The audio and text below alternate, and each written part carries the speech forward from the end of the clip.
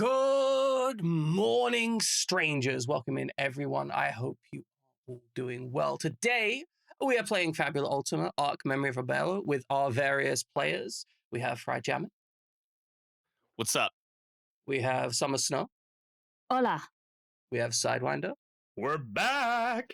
And we have Cronfer. I'm not actually here. How the hell do you actually pronounce the secondary part? Like it's like Kron. Everyone just calls you Kron because nobody knows how to pronounce the second part. Is The it just trick is you Faroe, like the don't, island? yeah. Basically, It's just Kron. you don't. Or ask the Zelda creators because that's where the name comes from. Yeah, we just need to start calling him Kron Din or Kron. What's the other one? Nero. I'm a Nero fan. Yeah, those are both much easier to pronounce. Yeah, but there's a reason why I picked this one. Well, yeah. Which we don't have time. Oh. Nice. Nice. Is there a fan fiction involved? There's big Sort fan of. fiction. We haven't There's a seen whole this picture in a long archive time. on Archive of Our Own. You are, well, a number of the crew, a number of the players are in a ship, the Hammer Cop, above the city of Telgard. The number is 1, by the way.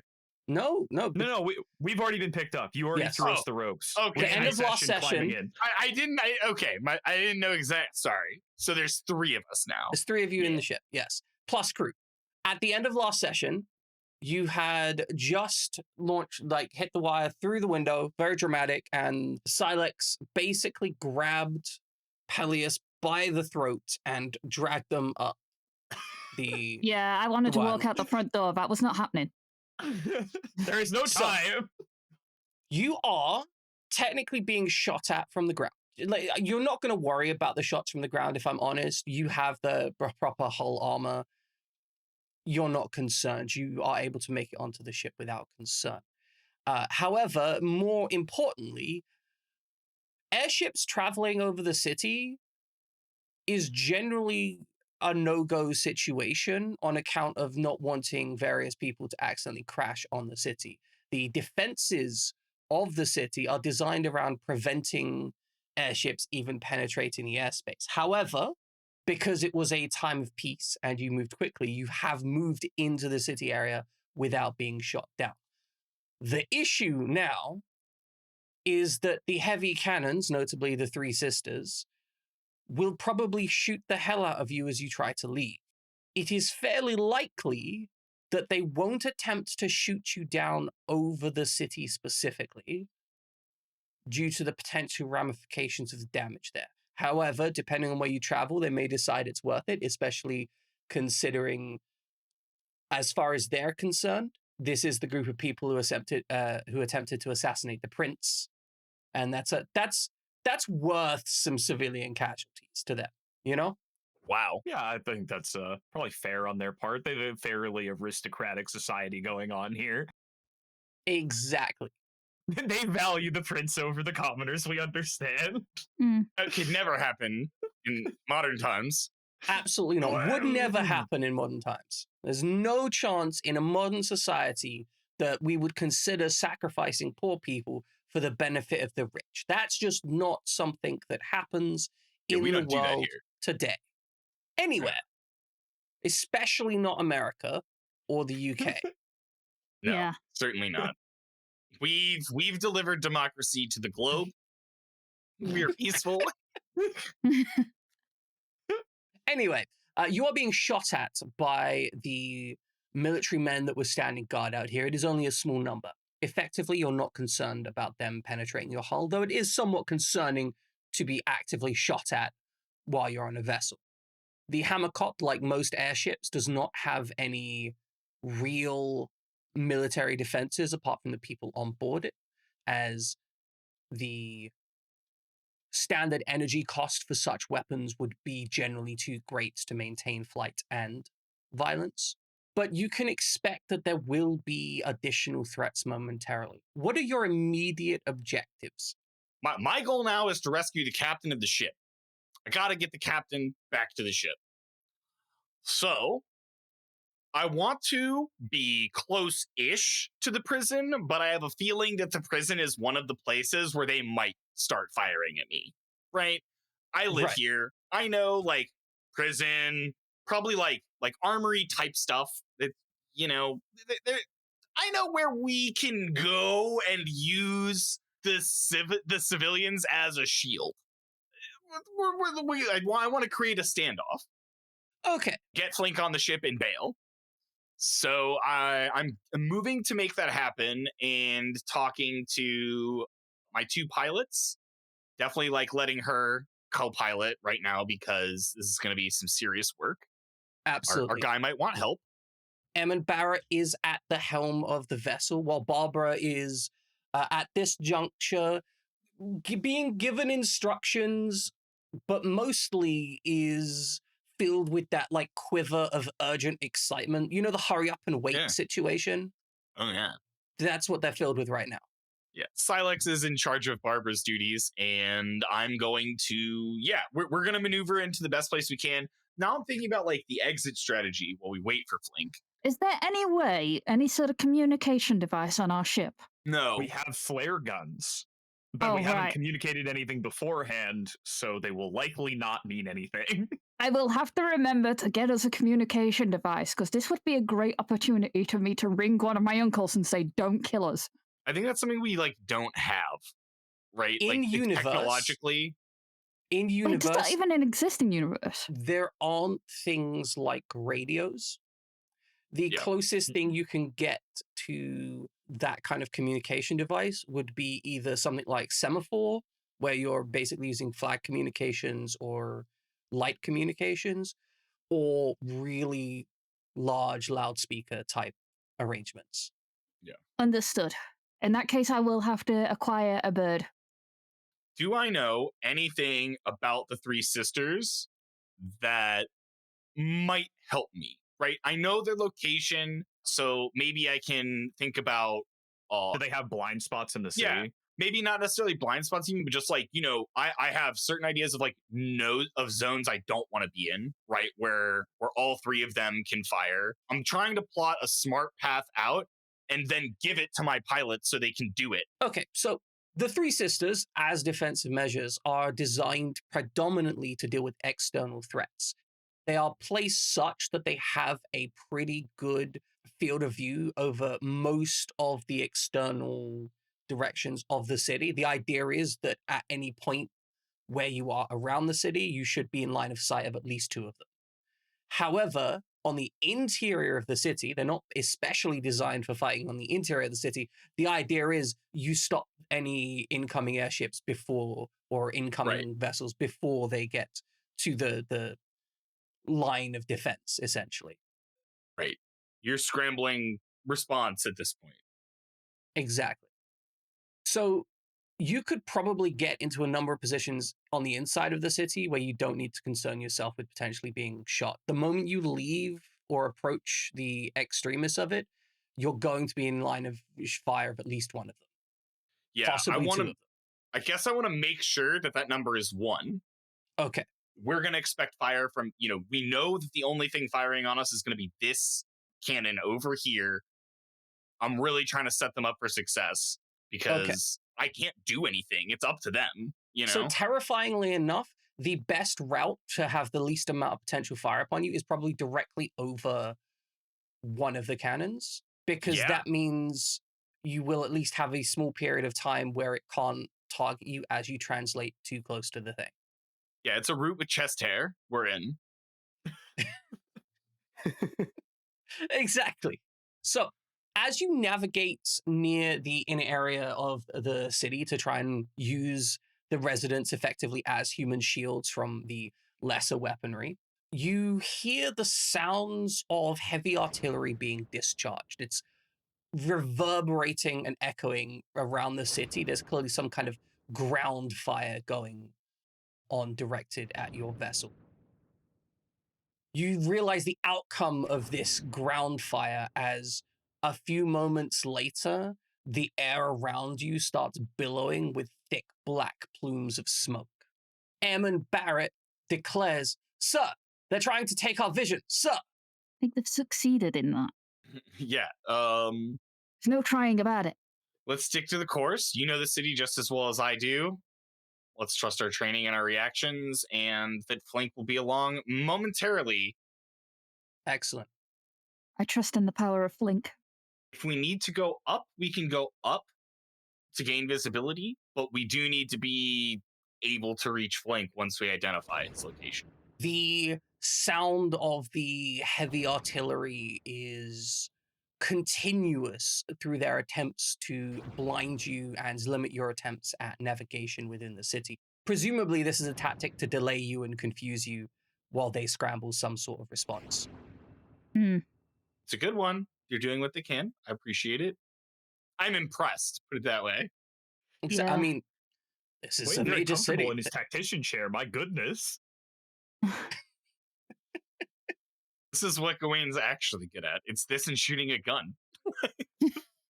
A brief period of time passes. You know that Flink is probably engaging in some activity beneath you. With all the chaos that's going on, there's no way that Flink doesn't know that he needs to get out of where he needs to get out of. Of course, you don't have any abilities to communicate, and at some point, you will simply have to leave. Once they start launching their heavy airships for boarding, you will simply have to leave. There will be no option once that happens. Yeah, I'm going to tell them to just, like, take the course, trust. Like, we're just going to trust Flink. Don't stop. Okay. Don't stall. We're trusting him.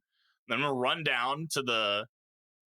I guess we probably have a way to communicate within the ship. We must have, like, little horns or whatever, you know, and I tell Silex, hey, just throw one of those cables down there, because let's be honest, we're not going to see Flink coming. Okay, so you're just essentially going to leave a line all the way to the ground? What are they going to do? Climb up? I'll be standing at the top of it.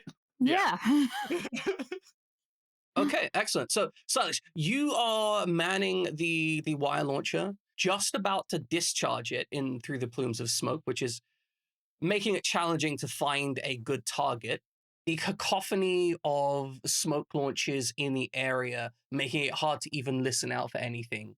But what you do notice is the distinct thunk behind you of heavy harpoons hitting the deck of the vessel. As Silex, you were trying to operate this thing, the bolts come down. I assume your first response is to move over there to start trying to pull them out? Yeah. Excellent. Skating down the rope like it's Final Fantasy VIII or 10, depending on which one you're enjoying most. There is a man in green robes, looks like an older person, green robes flecked with gold. There is a peacock mantle around his shoulders, and as you start to maneuver things, he comes crashing down and bats you away from the base of the harpoons. Not to cause damage per se, but enough to force you to have to engage in a defense, such that you can't immediately just tear out the harpoons with your ridiculous strength. Well, it's good that I keep some rocks in the launch bay, so exactly shields are ready to go. Instantly you reflexively go to pull shields. The person who batted you away doesn't immediately start assaulting you as you would expect, though. And instead, they yell out and say, Gawain! Come show your face! Who the fuck is this guy? Oh! It's my uncle! It's Tobias! Oh, okay. Sick. Remember the man who taught you to dance? Yes! The dancing general. I guess do I hear that? You would hear that. The army leader that controls the Navy. Oh. Yeah. Then okay, I'm gonna look at the pilot, look at my cockpit here, and be like, just follow the plan. Blink shows up, or he doesn't. If he doesn't, we'll catch him at the next spot. Excellent. So you go turn up head off to meet. Excellent. Head off to where some dude is shrieking my name. Peleus, are you going with? Yes. I recognize the voice. So you go out onto the deck. It seems that this person has given you ample time. Those standing ready with both sword and axe. Silex, again, they haven't moved to start striking you, although they do stand ready and prepared. So you know that if you were to charge or attack, there would be an immediate response. Yeah. The dancing general will glance briefly to Peleus, shake their head, and then look to Gawain and say, Gawain, I thought I taught you better than this. So I know this. I actually know him. Yes, this is the dancing general, the person who taught you to dance Oh, I thought this was Pelly. Yeah, tell us both to dance. Oh, With each other. Yeah, that was my I missed that. understanding. I must have missed that. Oh, my bad. That's My on me. apologies. No. So you said it was like 3 sessions ago now. The dancing general was the one that taught you both to dance and was very imperative that dancing and fighting are related. Yeah, because Gawain was just yeah. I didn't take it as seriously as Peleus, I'm sure. Yes. Okay, got it. I know who this guy is. So I that's kind of why knew already. Okay, sorry. That's why they had Pardon some me. awareness of you, and why they are saying they assume they had taught you better. And also why they're talking to you rather than Peleus, who they've already abandoned as a lost cause. I'm simply doing what I feel is right. They will take a deep breath and then shout out, "Then show me the strength of your convictions." You hear the skating sound of 3 more individuals going down the ropes. I would like to can I make what's the check in 5e? Like, I want to tell what he's. Is this like fun? Like, are we having fun, or is like I can't tell. Like, this is my uncle's way of talking. Right. If you beat him up, then you must be right. Might reach right. He is very serious. Okay. In all likelihood, he will not be confirming a kill should he win, but this is a serious fight. He may incidentally kill you. He is trying to stop us, actually. Yes. Yeah, like actually stop you. Okay. Yeah. From everything you understand of him, he's an honorable person. He's not going to, like, once you get down, cut your head off. But if he beats you up, he will commandeer the ship and bring you home. I know that we would never hurt the prince. So, let's have some fun. Yeah. That feels like a fair way of making my point. So we will begin a combat encounter. The dancing general is a champion, but is not a villain. Right. Players get to start their action first. I would like to condemn my uncle.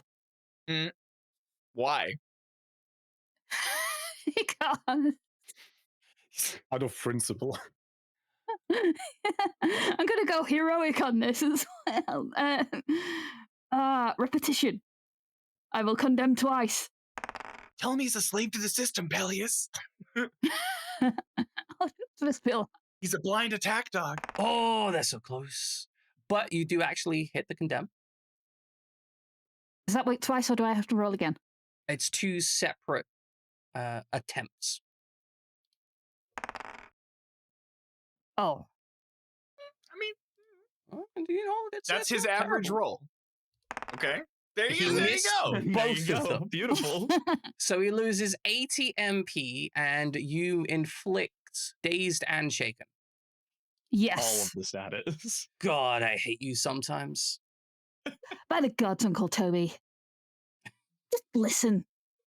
And not fight immediately. Oh dear, fantastic. Okay, so in that case, the Envious Blade is going to target Silex with a simple cleave. And miss, surprisingly expected. Party actions? I am going to... actually, I'm going to use my regular pistol and go ahead and do my own barraging for now. And I'm going to attack Blades, not the general. Sorry, who is the pistol targeting with that? That's, let's call it the Humble and Envious Blades. Excellent. Humble and Envious Blades, you hit them both. So that is Gawain's turn. Then in that case, the Dancing General will attempt a percussive dance. Percussive dance against Gawain. I'll just go ahead and step into that one. And I assume you soak that without even caring. This is physical? Yeah. Yeah, it's versus defense. You hit that sweet spot between our defenses. It's not a big range, but it's nice when we hit it. He knows it can hit Gawain, but I'll intercept that and tell him. Excellent. The Dancing we would General never do this. You have to let us go. My defense, good, but reasonable. Side's defense, what the fuck? And that turns on this, and now it's my turn, unless he gets to go twice. The Dancing General will dance, which does not cost them an action. They will expend 5 MP. What? And they will take 20 MP from Peleus. What? Oh no! That's so baller. Ah! Did somebody take an extra 20 points after I took the 20 points? Oh, yes, exactly. My bad. You should have 20 more points than that. You should have 41 MP right now. My bad. So, to be fair, Sama has been casting Condemn for like a year, however long we've been playing now. Yeah. So I'm sorry. just finally using this tool against her. You got to deal with it, right? Like that's your problem. I didn't expect karma. The consequences of my actions come back to haunt me. All right, Salix, it is now your action. Sama learns empathy. I'm just going to take the twin shields as they are. I'm not going to bother elemental weaponing, and I'm going to go straight for the Dancing General, running past the blades who are of little concern to me. Oh, I apologize. I forgot a specific thing that the blades do. Oh. They have an ability that triggers when an enemy dances, they get to inflict 10 HP damage on a target. Oh? I forgot to implement this. It's just direct damage. Wow. Peleus, you can take some damage, and Silas, you can take damage. That's the Humble and Envious Blade triggering that. And yes, Defensive Mastery works on that, so you take 5 instead. Sick. I'm glad you like it, Jammin. Now it's your turn. Now it's fully your turn. Now I'm going to attack him. He is targeted. I remember all my things. Excellent. You're going to click the button. You're going to hit him in the head. A 12 does not hit. How the hell do you still do like 20 down? That's disgusting. It's absolutely vile. Yeah, Weapon Master. Shields. It's the Weapon Master. That's retaliation. It only works after I protect. I know, but you're using shields. Like, there's not I'm even an edge. You're just like, I'm gonna mess this guy up. There's 20 damage. No, you don't deliver the damage because you miss. Lucky for me. The Humble Blade is going to use a herbal elixir on the Dancing General. Uh-oh. Bastard. Deprive him of MP. You would note that the herbal elixirs they have seem to be less good than the ones you have. Yeah.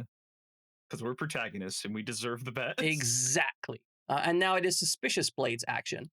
Suspicious Blade is going to turn around and start cutting the ropes. Yeah. I like where this is going. I do like where this is going. Maybe. I'm going to roll a cleave, and I'm going to use that as the clock for this. Look, did I wonder why one of them didn't do the thing? Yes. That is a 5. It is not an effective roll, but they are attempting. Suspicious Blade immediately turns around and starts cutting at the ropes. The Dancing General goes, "What are you doing? Attack them!" And we enter into round 2.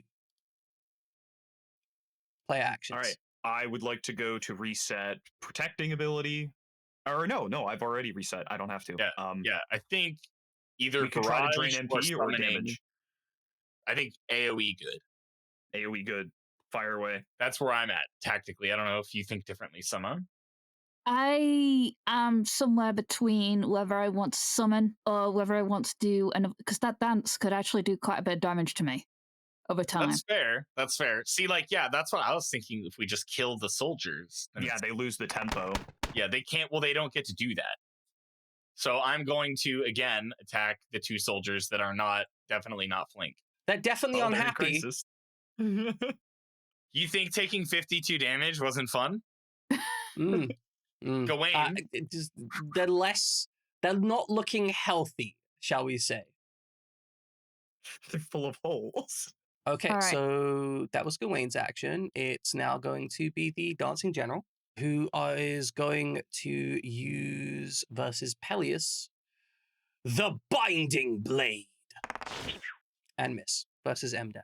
Nice. Ooh. Wow. That's good. That is good. That is good. Just like the old sparring days. Yeah. Anyway, he's also going to dance. Oh boy.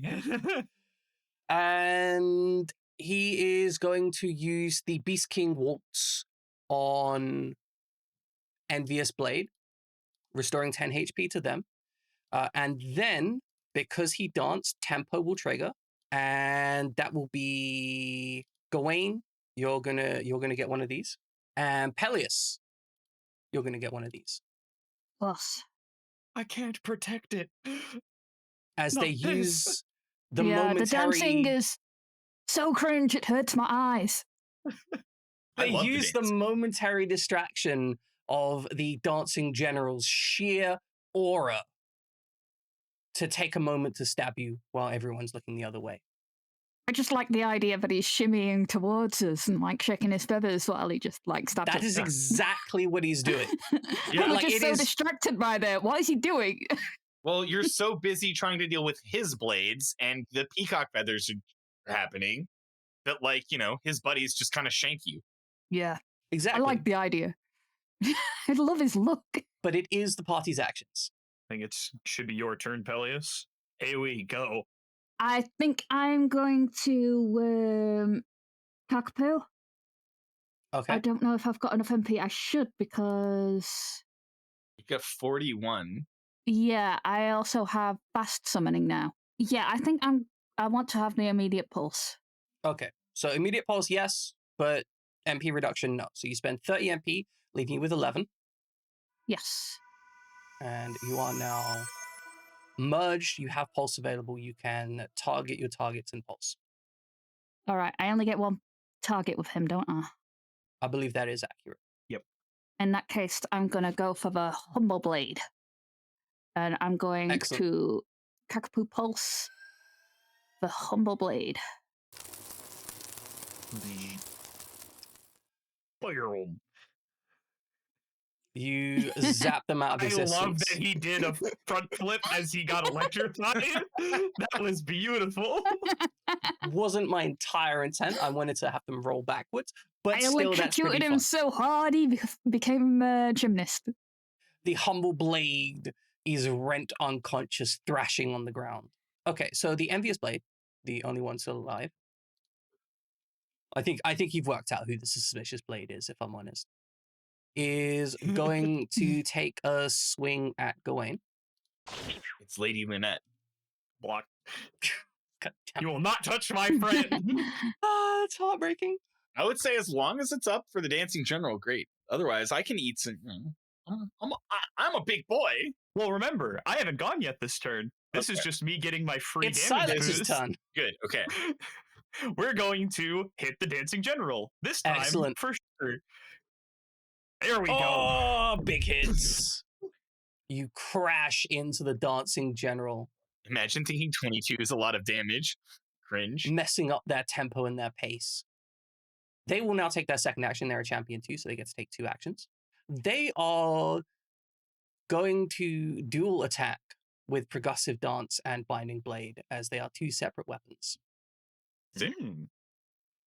So they will be rolling 2 attacks at high roll 0 against you, Silex. Got him. Now, as you can see, it hit but would deal less than 15 damage. So instead of dealing damage, it will inflict slow. You are immune to slow. It does nothing. That is very unfortunate for him. Fucking Saya. God damn it. See, The it would have bull been 3 I put up damage. with. It would have been 3 or slow. So, like, really, he's not getting a lot here either way. But he will dance and will use the Beast King Waltz on himself and remove one of these statuses. Remove Smart. Dazed in this case. It is now the Suspicious Blade's action. Rope sawing noises commence. Yeah, the suspicious blade is going to continue to work. Yeah. Oh, it's really cool. It's really cool that Lag is letting Kron play some of the NPCs since he's not in the scene. Yeah, exactly. Yeah, exactly. that's awesome. So Keeping him involved. I'm gonna roll cleave for this guy. As per last time, that is a 15. That is very effective.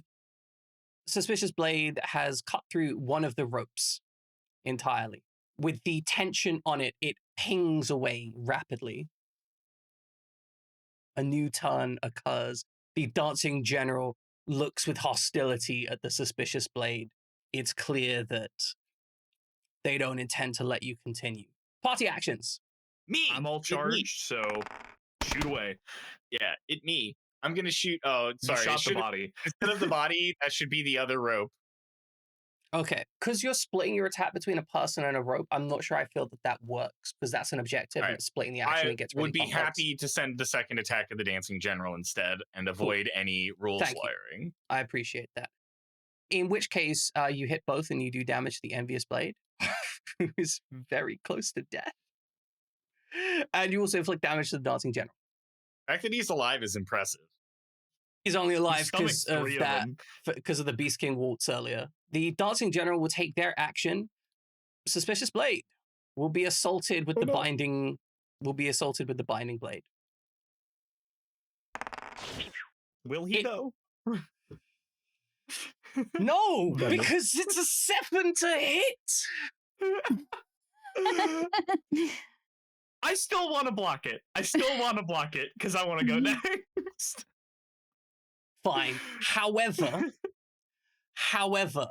in the process, it is made clear that suspicious blade here is Flink, your ally. I think you know, but Well, he's helping us, so we have to protect him. I had no idea it was Yeah. Flink. no, I did No, none my cover. whatsoever. Incredible. Oh, I knew he'd make it back in time. But I gotta be honest, that entrance was sick. Yes. Silex, it is your action now. Yay! Sorry. I'm gonna My apologies. I once again forgot to dance. I'm terrible at this game. So we will dance with a. Ooh, let's go. Since none of you have had any of the statuses inflicted, which was his whole mechanic for this dance situation, which is absolutely infuriating. Gawain! The Warlock Procession enforces a loss of 20 MP on you. I will click the button so you don't have to. Thank you. And this triggers the Envious Blade's tempo, which I will have deliver 10 damage to Silex. I think you've been hit by this the least amount of times, which is then reduced to 5. So you can do that because otherwise it'll get weird. Yep. So Silex, I you was take like, 5 he damage. should just be spamming this on Silex. And then I was like, oh. He reduces it to 5. Yeah. All right, party actions. I'm hitting the dancing general. Nice. No! You're not hitting the Dang dancing it. general. I'm He's just too gonna fast. read my dismiss. Kakapo's Dismiss works on everyone. Not only that, Kakapo's Dismiss, if I remember correctly, is not an action. Dismisses are not actions. Yeah, 15 light, 15 bolt, and 15 HP up. So to be clear, you can pulse, then dismiss Yes. on the same turn. I will pulse, then dismiss. You can't, it's not your turn. It's okay, but you can go next instead of me. Oh, okay. Like, they gotta go first. Yes.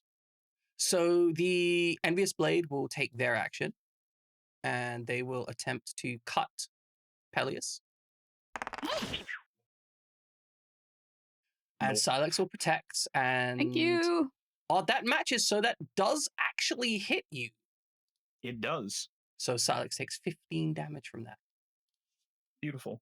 Party actions, Peleus. All right, I'm going to pulse. I think I'm going to pulse at the dancing general, and then I'm going to dismiss. Excellent. General takes 20 damage.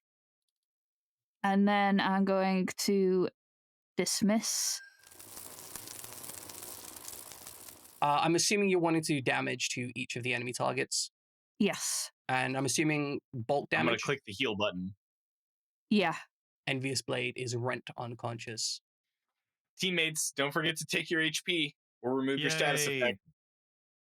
Yay. It's insane. This dismiss is crazy. Yeah. Joyous Riot is absolutely. fantastic. I'm so glad we picked up Kakapo. Okay, which means I think the only one left with any kind of action is the dancing general and the suspicious, blade. This is not going well for them. I'm gonna be real. The dancing general is going to attempt the dual attack as they did last time with percussive dance and binding blade on the suspicious blade. As it doesn't do damage, unless that's blocked, it will instead inflict daze. And I will be blocking the which means, regardless of the outcome, Silex prevents any interaction whatsoever. No fun allowed. Completely non-interactive. Every time I feel bad about this, I just remember that Lag gets to enjoy these benefits in his own game. So that's true. So you don't feel bad. Yeah. Just remember, Grent is doing all the gross stuff that Side's doing. It's true. It's true. So yeah, Fantastic. party actions. I believe we've got Gawain Peleus already acted. No, we got the Suspicious Blade first. Oh, Suspicious Blade. Okay, what's the Suspicious Blade doing? Can Suspicious Blade drop their cover? Absolutely. They can do that without an action. Then it's time to reveal myself. You thought I was the Suspicious Blade, but it is I, Flink! Hey, it's Flink! Wow! What took you so long to get here? Please, I've been here all along. Can I take an action? Yeah, it's your action. It's my action. I'm going to Soul Steal. Oh! Holy shit! So because he's a champion, you get to steal not inventory points, but his soul treasure. And I knew you would do this, so yeah. I have an item prepared that I hope is going to transfer properly. There we go. It's now in your inventory. It is called the Peacock Feather. Oh, nice. Stole a feather from a man. It is a consumable item, which as an action, removes the dazed and slow status on all allies and yourself, and makes you immune to the dazed and slow status for the rest of the scene. That's funny. Yeah, sick. I was kind of expecting that you were going to use that to steal from him, and then you were going to use it to shred all of the status effects that he would have inflicted upon you.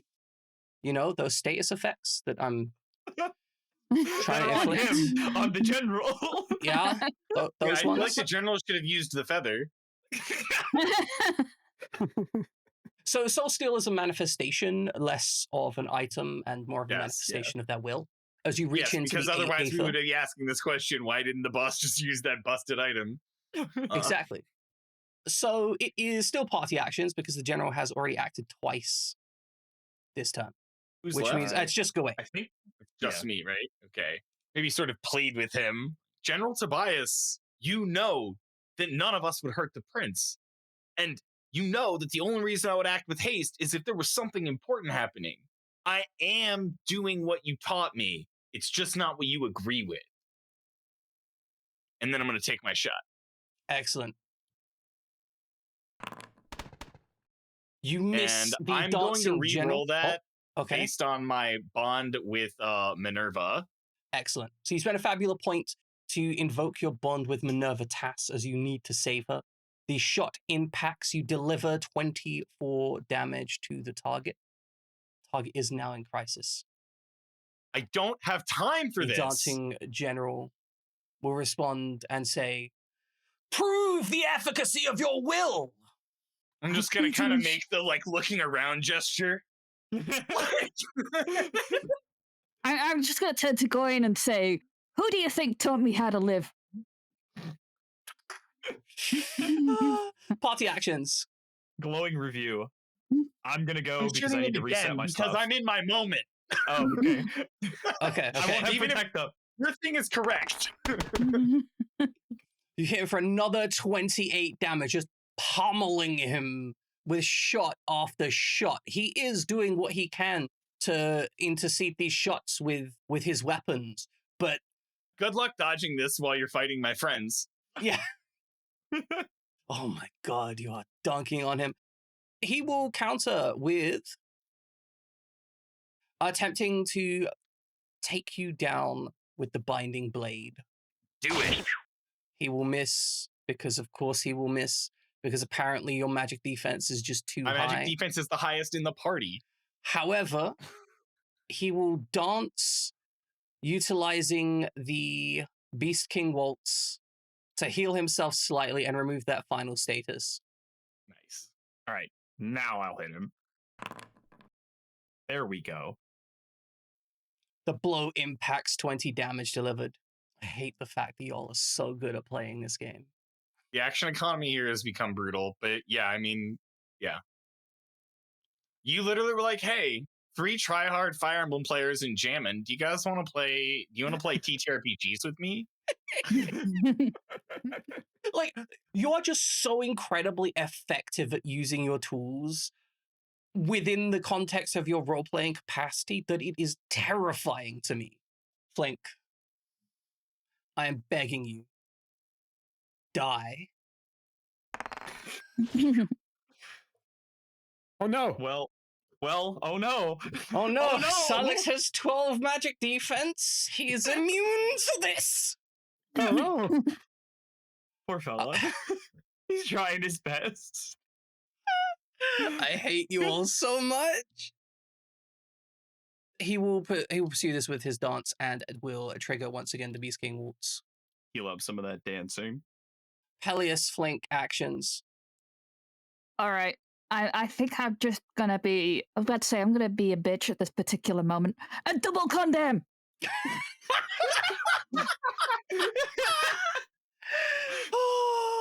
Dog You man in pile. his place. Condemn. Dog pile. How am I meant to deal I with love a that 20? Peleus He goes can't down to roll 1 MP, 20. just talks some mad shit. This is what your perfect student looked like, Uncle Toby. I am the mana vampire. Give it all back. He fails no. on both checks. He loses all of his MP And he is has no- restatused. and is restatus vile. Oh, that takes me down to 1 MP. That's okay. You don't need any more for this fight. Blink, it's your turn. True. I would like to cut off the rope. That is a 14. That is only going to give you 1 additional success on the Damn rope it. cutting. Short by 1. Dang. To invoke my bond with somebody. Cut that rope quicker. I think you're going to be fine. Honestly, I think I I know think what we're the gonna be Dancing fine. General's next action will be. From my perspective, the dancing general has missed all attacks on me. I am just a better dancer than him right now, so I'm not taking him serious. You're not even wrong. That's the most painful part of it. You're not even wrong. Turns out Silex was a better dancer than everyone thought. I'm inspired by Oh, yeah. Dancing General's I've built ideas. Yeah. He's still teaching you to this day. Yeah. What do you guys think about Fury, Weapon Master, and Dancer? It's disgusting and offends me. That's what I think about it. So Anyway, is it new party action? it is a new round. However, if you'll allow me, I'd like to have the Dancing General act first, as he is closing out the combat this turn. Okay. The Dancing General will look upon the field of enemies in the roiling smoke. This determined group of people that is clearly going to claim victory today, and then will stow their weapons, and then go to pick up with their immense old man strength. The two Both of his friends. Wow. individuals. I was gonna help. Strap each of them like to the wire climbers that you use to get up the rope systems here. Without saying too much, send them up off the wire, knowing that there is no way that this group of honorable people would execute him or attack him when his back is turned. Yeah. I'm not gonna. I would never let anybody kill my uncle. Exactly. This particular uncle. Then look back at the group, nod to them, and say, "Good luck," as he cuts the final rope with him tied up to it, springing him away into the smoke. We just gotta smile and keep Yeah. doing our thing. I'll just Fair. turn around to everybody and say, "That's the guy that taught me how to life." Like, that guy's cool, but I don't have time for this Yeah, we can talk about this later. We gotta go. Okay, I have a thought, though. While we were fighting, I did come up with an idea. What about when we fly over the cannons, what if we drop in, knock out the guys manning the cannon, and get out? Can we do that? Are they accessible from the outside? I mean, they have to have, like, it's a battlement, right? There has to be some sort of, like, they have to have a visual window of some kind. You're the expert, not me. Sorry, what I'm would saying assume. is they have to have windows because of the technology level in this setting. They can't just blind absolutely. fire. Yeah. So there is a way in, and especially if you are imagining like a ship flying over the top of it, all we have to be is the right height, you know, like hanging at the correct height, and then we just enter through the window. Like, it's Wouldn't we just fly above the gun barrage smoke so that they can't see us? That's in the center of the city. The moment you start flying above that and away, you're now just in an open field target for the cannons. yeah, we're on the Oh. getaway. So my thought Yes. is we take out the guys manning the cannon that would theoretically be shooting into our butt the whole way out. That is a completely reasonable thing to do, though obviously the cannons are designed for defenses against exactly that kind of attack. So Yeah, you but will not have to people deal coming with from those behind. defenses. To an extent, certainly. But So, you know, they are still a military installation. They are designed around yes, having defenses. yes. I meant more like, if it's possible to be from this angle, so we should look, and if we look at it and we go, no, it's not possible, then we won't do it. But if it Excellent. is possible, we should do it. Excellent. Okay. I'm with So- Blaine. This is crazy, but I'm in. Yeah. Isn't this what we do at this point? Yeah. Plus, all right, so I'm gonna go tell I'll have to call Barbara down to us and be like, hey, it's basically piloting. This is high precision fast wiring here. Also, Barbara, sorry we just kicked your dad's ass on deck. I think she liked it. She's fine with it. Yeah. I know she's fine with it, but I feel like the need to apologize just to emphasize the fact out that of we did respect. that. Yeah. Are we all dropping, or are we sending like one or two to disable the cannon? If Flink wants, I don't know, Flink should come. I should come. I will come. Leave me behind if you must. We're not leaving you. We went through all this trouble. We're not leaving you behind. I meant like there's a world where you go, well, Flink is the captain of this ship, actually, yeah, not Gawain, and that's why Flink stays, not like yeah. But Flink's talents are yes, To exactly. clarify your what they overall are. intention, your plan: traverse to as close as you can inside of its effective range, right? Like technically it can still turn to try and shoot you when you're very close, Yeah. but the translation time of that means that you can just slowly circle and it'd be almost impossible for them to actually hit you. Right. Yeah. So exactly. Mm-hmm. You want to use the wire pretending launcher. I'm having this conversation in the cockpit.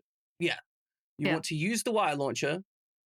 I imagine Barrett's talking to you, it's like, and then you Yeah. want to use the wire launcher to board the cannon, Yep. take out the crew, Yep. then return to the ship and Yep. fly away without getting shot at. Yeah. Sir, you're insane. Sir, Yes, I agree with that. Question. The professional question. Would you rather do this with the cannon firing up your butt? If you say yes, that's what we'll do. sir, about 50-50, sir. 50-50, I take those. Barrett, Barrett, I want to tell you something. You are also insane. I'm going to go take a look, and if I decide it's a bad idea, I have no problem betting on you, okay, Barrett? Sir, yes, sir. Okay, so you are, as a vessel in totality, going to traverse over the city of Telgard towards, I'm guessing the eastern cannon is probably going to be the safest for you to target, because Yeah, it would be south or east. We definitely don't want to go further inland. We want to leave Telgard airspace Yeah, altogether. exactly. Yeah. 1 second, Gawain. Yeah. I have an idea. An Yes. alternative. You would know this. Is it possible to clock those cannons? I mean, it probably would work long enough for us to get out. Yeah. I think it's a good idea. If you could break the barrel alignment for example, that would Yeah. make them inaccurate long enough for you to escape. Yeah, I mean, if we just shoved a bunch of stuff down the barrel, one, the next shot would be super inaccurate until they cleared the actual barrel, and two, that whole time you might get misfires that help you. It should be easier from the outside. Yeah, hey, Got some Yeah, Flink. inventory points, I assume. yeah, You do have some inventory yeah, points. we have stuff in the storage closet. Yeah, Just an idea as the captain. Well, Okay, I'm thinking. Nah, he's got me thinking now. As you are thinking, Emin Barrett is going full steam ahead, maximum velocity at this point, trying to essentially gain enough velocity that they can translate relative to the cannon while moving in and essentially maximize the difficulty of targeting the vessel as Barrett you guys move in. rules. This is my king. It is very, very challenging to thread the needle on this, as it were. Are the three sisters, are they like gunpowder cannons, or I thought they were magic cannons? They are magic cannons. So would they even have a barrel to block? I haven't established a specific technology, but let's say they're like magic rail guns. Oh, shook. That would look so cool. Yeah. I think that's a pretty good. Yeah, okay, we probably can't Arrangement. obstruct the barrel. Well, no, if they're a magic rail gun, then that means they're projecting a physical projectile, which means that you Yeah. just need to misdirect that somewhat and you'll reduce the accuracy greatly. Remember, targeting an airship is incredibly difficult. Yeah. Hmm. It's a under big most moving thing in circumstances. a large expanse. Easy to Yeah. disable, but not as simple as just plug the hole. It would have to be an intelligent level of disruption. So depending on what you try to throw down that barrel, what you try and do is going to have different effects. Really, you only need to deflect its accuracy by a couple degrees to make you safe, at least at range. Mm-hmm. Up close, less of an issue. You can target by like just looking down the barrel. Okay. But yeah, Barrett is moving in as quickly as they can. What you do when you get to the cannon is up to you, but you are rapidly approaching, so you do need to make a decision as you start to leave the smoke cloud. What are those stones that you always use, Blink, to like for elemental damage? Oh. I do have that's grenades. terrifying. Like, I did buy grenades, literal grenades. okay, so that's like a step up, right? Yeah, I'd say so. So if you want to just throw grenades down, I'm here for that. Like, just disabling the cannon, let's make it easy. Okay. Yeah, I think so. We could play it safe. I have How like many 4 do you grenades have? You available. want to play a game? I have 4 grenades available. Well, I mean, like, target practice. Oh, I'm down no. for that. You get 2, I get 2. Let's see who actually hits the target.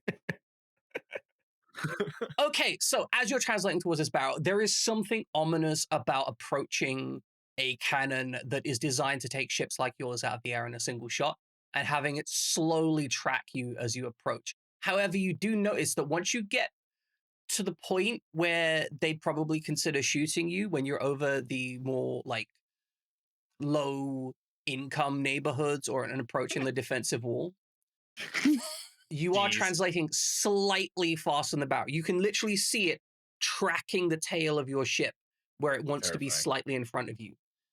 Mm-hmm. And you know that if Barrett misses his angle as he closes, you're dead. He won't miss it. It can just shoot you point blank. Barrett's the GOAT. I'm not worried. I'm worried about my part of the job. He's a beast. That's how teamwork works. You just assume everyone else is going to do their job.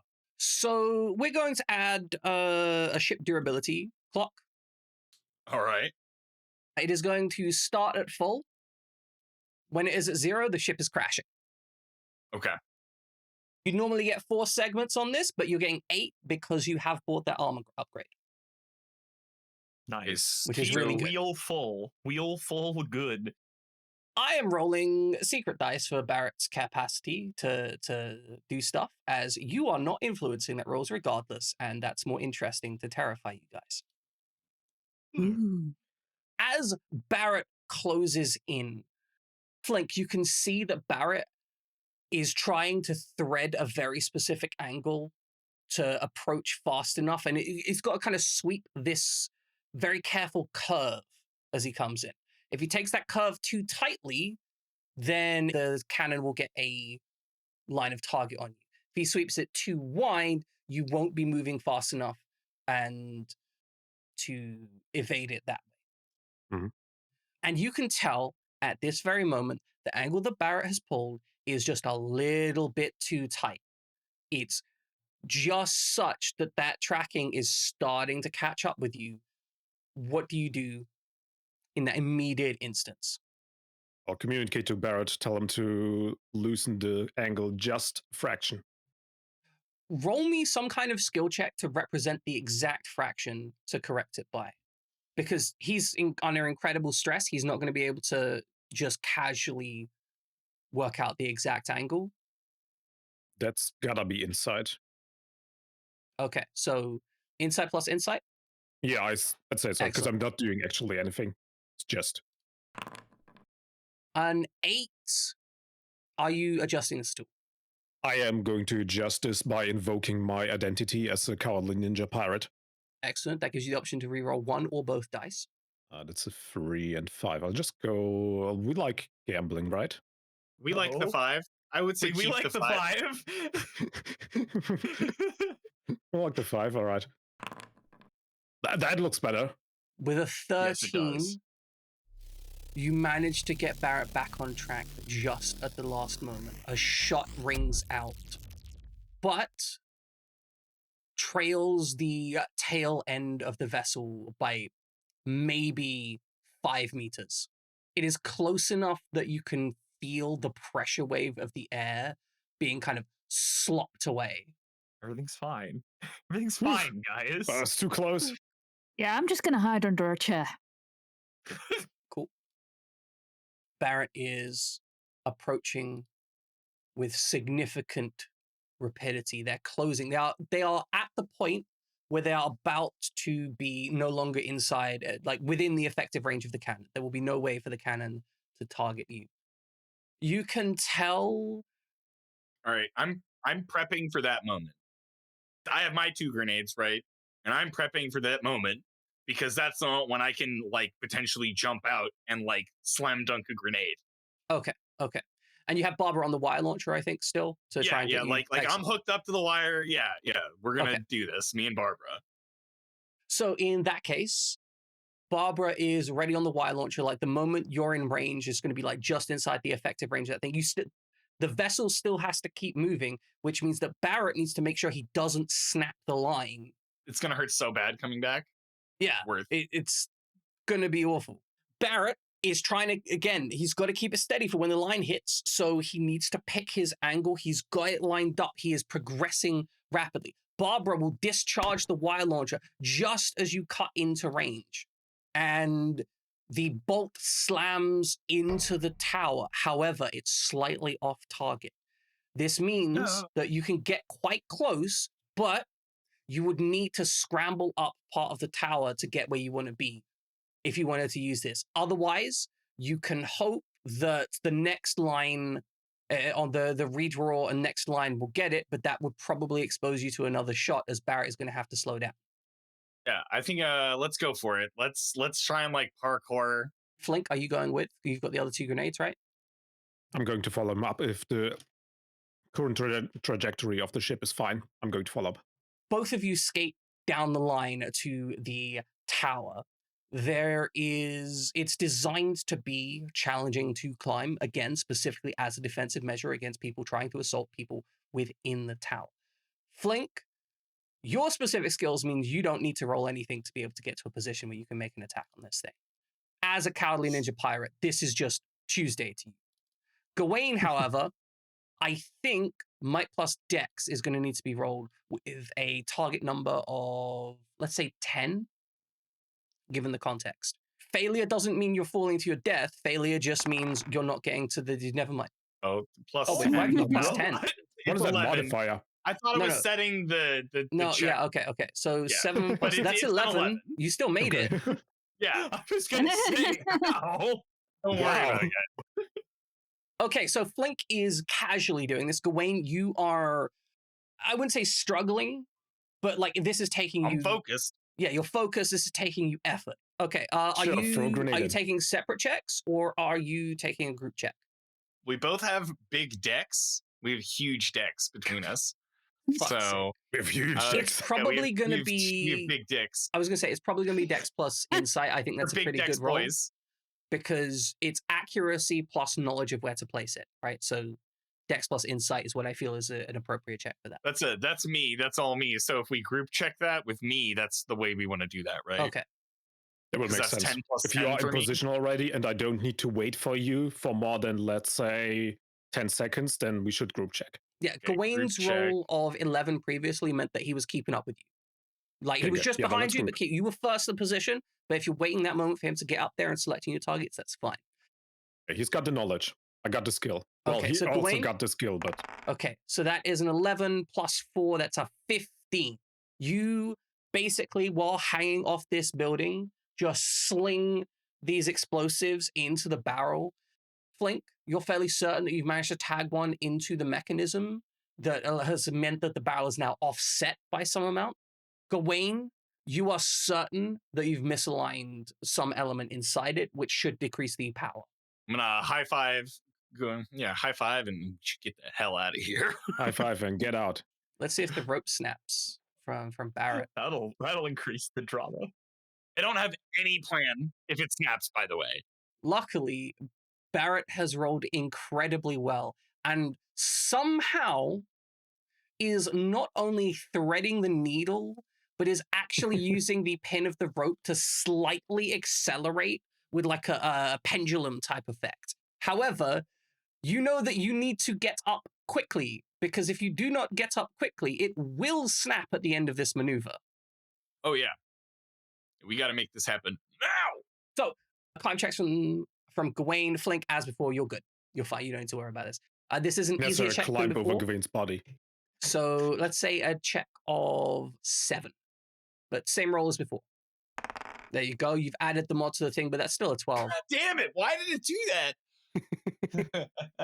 But as a 12, you are able to scramble down actually slightly faster than Flink in this case. Because Flink is taking this casually because he knows exactly how long it's going to take him to get down there.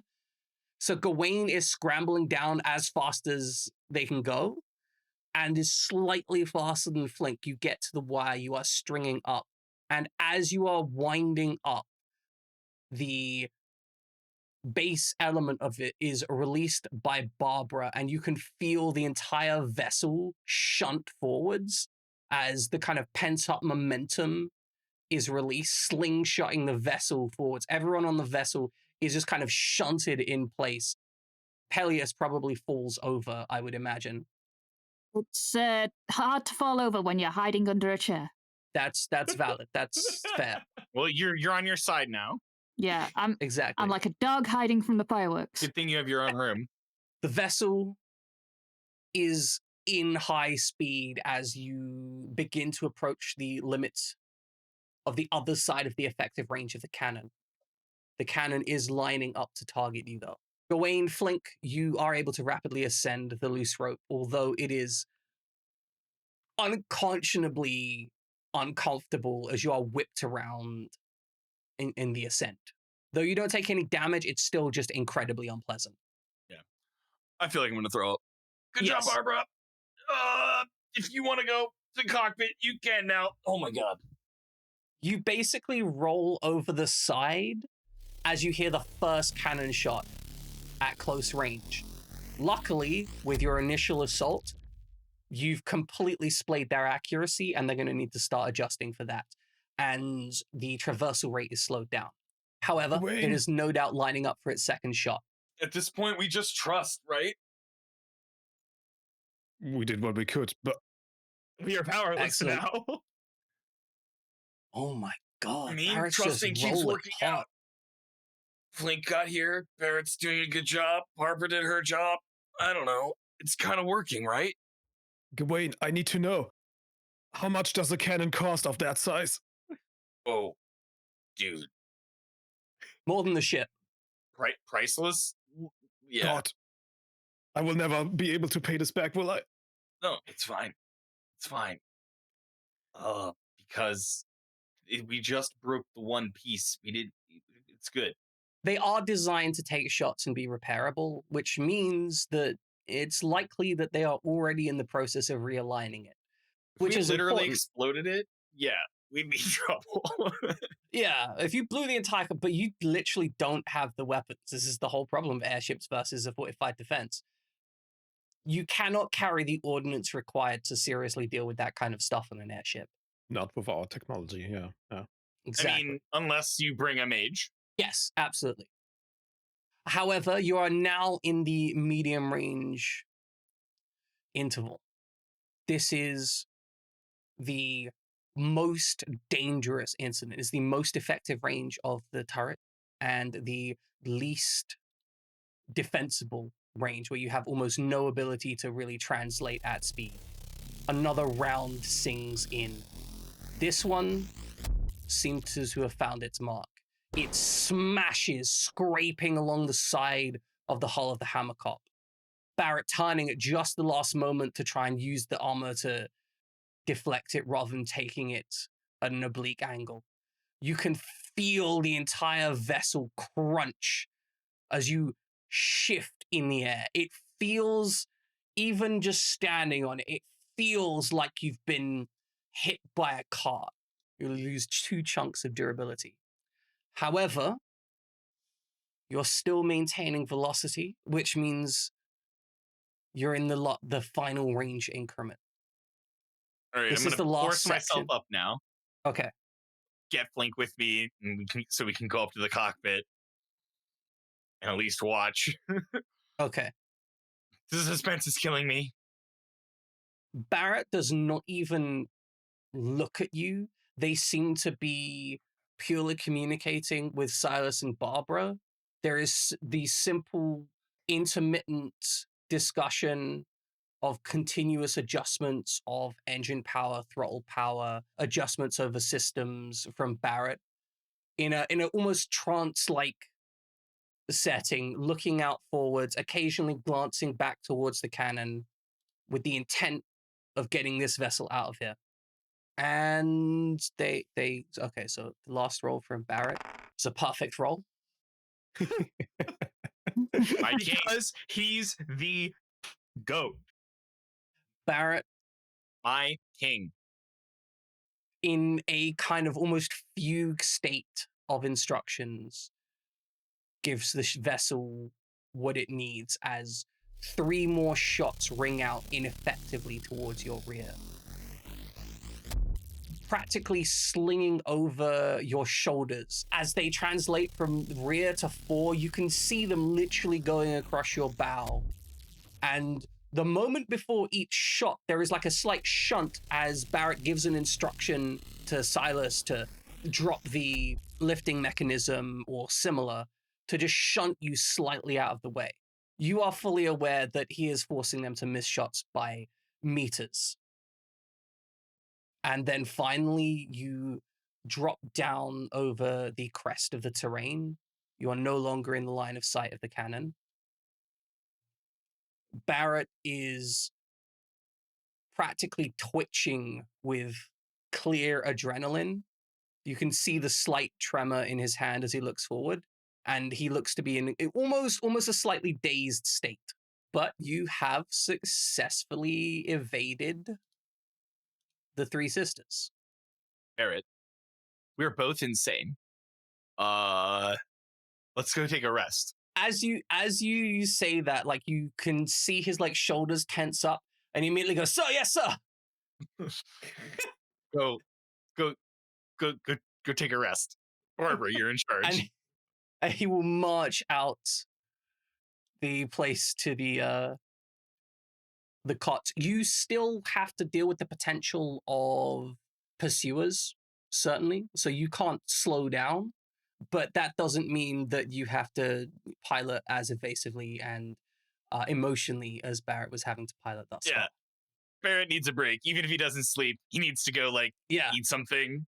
He needs to go pace Take a back breather. and forth in his room for like 20 minutes. Yeah, 2 hours, whatever it takes, man. Like, Barbara's got it. She wants to fly the ship. We're going in a straight line now. Yeah. All right, Okay. Flink, ship's yours again. Sorry. I always feel wrong when I'm, like, giving everyone orders on I the thought I bridge. was going to be the one to make everybody, what's it called again? Well, not following the law, you know? Oh, yeah. Well, maybe you rubbed off on me, or maybe I'm stupid, or maybe they're stupid for thinking that we killed the prince and stopping us from doing what we need to do. Hey, yeah, that happened, right? I almost forgot. Between being shot by 3 giant cannons. Huh. Yeah, I mean, so basically, so we gotta go. Yeah, I guess Flink doesn't know. Maybe you guys, does no one know why I just busted everyone out of jail instead of waiting for things to play themselves out? I don't know what's going on. I just heard my ship fly off. Right, Flink cool. doesn't know, but the rest of us should know. Okay, yeah, so the stone from Minerva went off. That's bad timing. Yeah, and I was like, well, I'm not sitting around waiting for this to play itself out.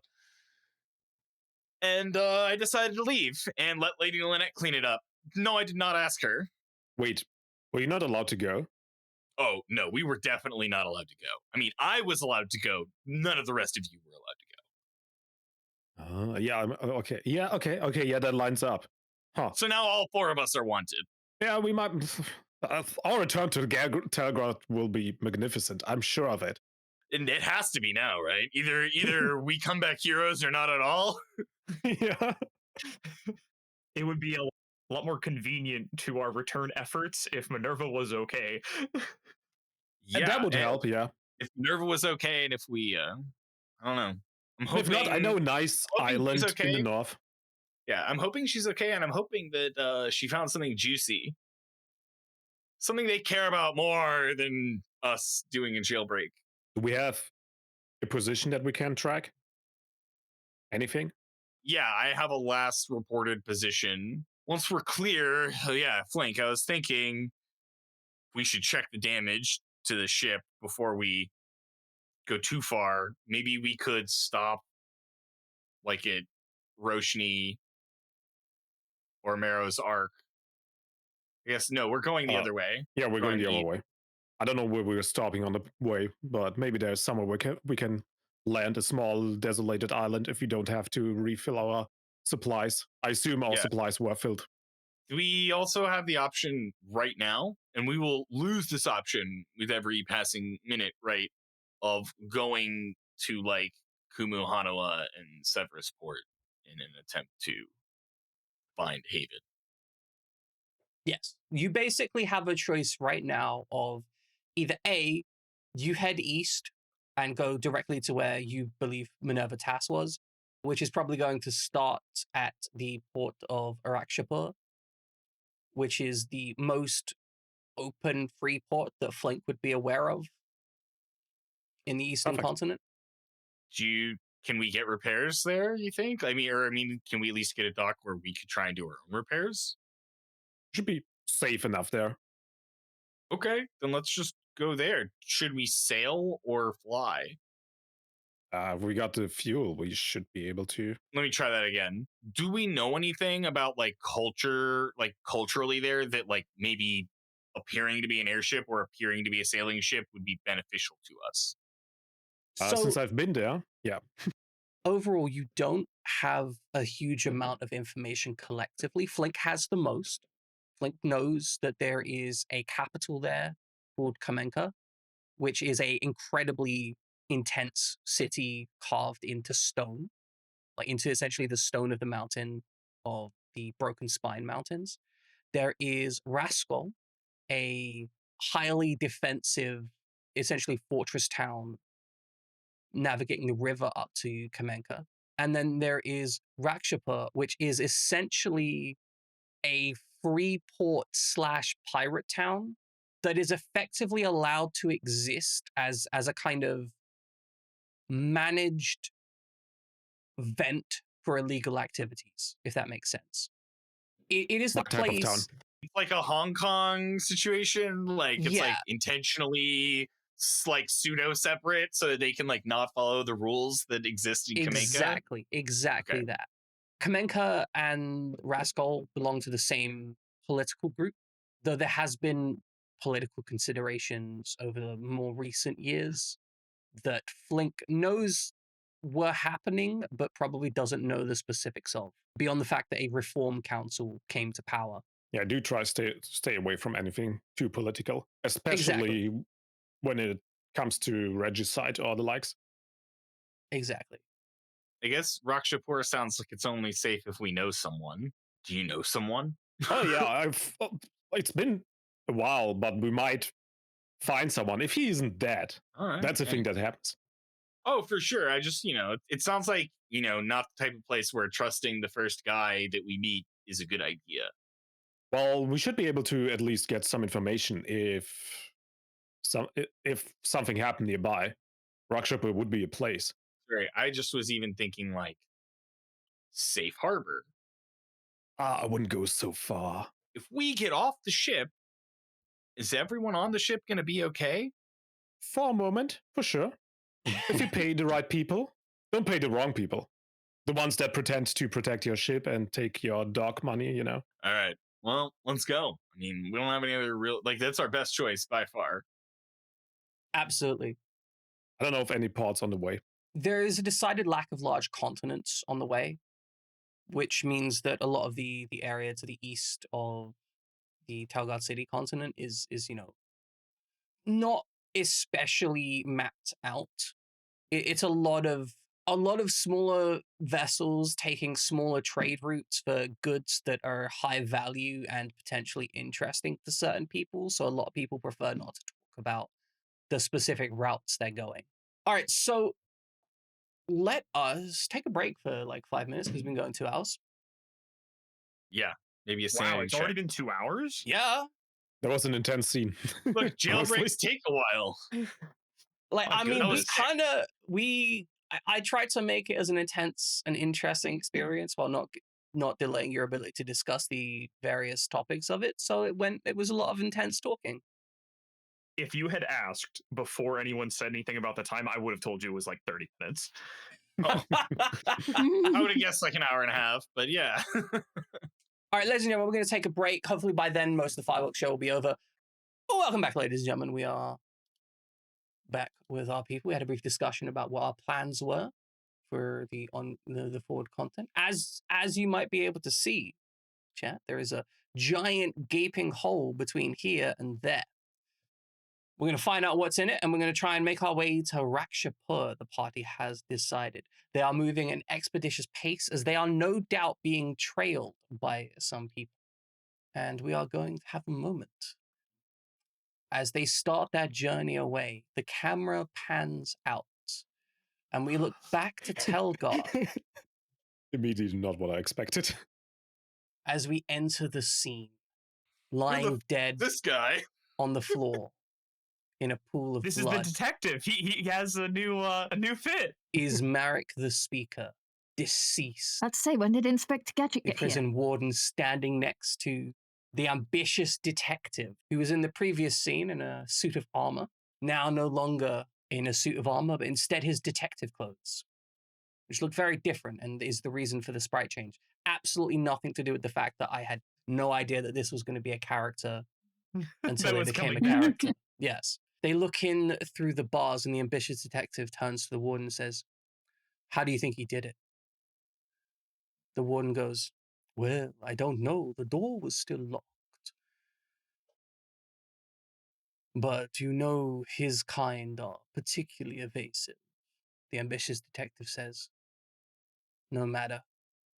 I'll get him and his father," turning dramatically away from the scene and walking. Ron, did you do it? No comment. Oh, come on. Ron can tell Jam in, even if Flink can't tell Gawain. A scant few moments. An ambitious detective, no doubt now in total pursuit of the party, and attempts to hunt Flink down. Also, you all gain a Fabula point as you've witnessed a villain in a scene. Did we? What? Do we make him a villain, or is that dead bodies count? I'm so confused. Hear me out. Merrick we know is a villain. He's dead. I mean, Is he though? Was that ever really Merrick? I don't think it was Merrick. So did Merrick return to the scene of the crime? Is Merrick the guard, or is Merrick the detective? We don't know. I don't think Merrick is just like come on. You're clever. Thank you. Yeah, that could be it. That might be it. Or the detective might be an entirely new villain. Yeah, those are the two possible. options. You start your journey east, unaware of the newfound pursuer, but definitely aware of some other potential pursuers that will be chasing you down. Of course, once you reach the open ocean, direct pursuit is going to be almost impossible. The shallow oceans of being around the equator still teeming with shallow life and creatures you can see even from the airship. Do you travel during the night as well? With your should low be able crew, to take shifts. Yeah, we should be. Yeah. Yeah. With your low shifts, it will be tiring to travel through the night, but not excessively so. I think I've been under that chair for a long time. How long have you been under that chair? Like, we are shifting to the point where it's starting to take days. Have you remained on? Like, did you get out of presumably it you came at some out point? once it calmed down? Presumably. At this point, Peleus is just hiding from duties on the ship now. I like to imagine that Peleus came out to eat, and then we got to tell Peleus the whole story. I probably came out when there was food, yeah. Yeah. And Barrett does seem to be moving around the vessel with like a newfound confidence, slightly less of that kind of wired anxiety. There's still definitely some, still very abrupt in their manner, especially when talking to Flink or Gawain. Those two in particular, very challenging for him to not stay rigid in his behaviors, but not quite as loud as before. Okay, we're in a good place. He called me insane to my face, so we're good. It's character growth right there. We're getting direct honesty. Yes. In the first day or two of travel, you encounter naught but open ocean. Should we try and inspect the ship while it's underway? You can attempt to do so. It would be more challenging to get a good inspection to the point where you'd actually have to roll some dice, since you'd essentially have to hang off the side of the vessel with rope work to investigate. Yeah. As opposed to checking out in dock. I feel like we could take a small team to walk around it while we fly a little slower. Flink and Silas are probably the two that need to do that investigation. Flink because they are the better physical climber, and Silas because they're the one that knows most about the engineering tolerances of the vessel. Although Flink does know a fair bit. Yeah, we should. I think Flink and Silas is good. I think that's a good team. Okay. In that case, Flink, give me a insight plus. I'm going to say dexterity because I think dexterity is going to be important for navigating into the most important parts of the external elements of the ship. So insight plus dexterity +1 to account for the fact that Silas is helping you out on this. That does make sense. Why I'm doing this and preparing for it, I would like to talk to Silas about gloves with suction cups that would make climbing around a ship like that much easier. Just an idea, throwing that out there to him. 7 isn't great. That's not great. So as you start talking about this, right, you get into the rope harnesses and whatnot. You're basically the one managing Silas's rope harness, right?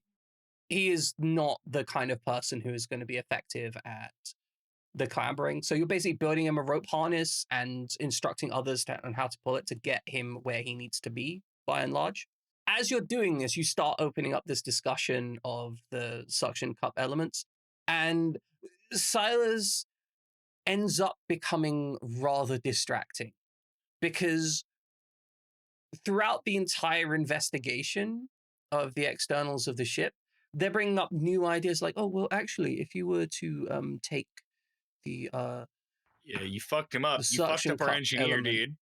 and instead you were to use like a small claw element, that would be better for the ship because we mostly use wooden construction, and that would give you better grip because a suction cup obviously only works on glass surfaces or stone. So, and this is very distracting for you, Flank, because obviously they're talking about how to climb better, and you're the expert climber here. So each time they suggest something or they ask you a question, like, "Oh, actually, do you think using a wrist-based grip system might actually be more effective to allow you to maintain continued dexterity of your fingers?"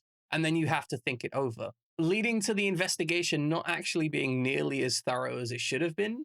But you don't know that because you were too distracted. Yeah. My bad.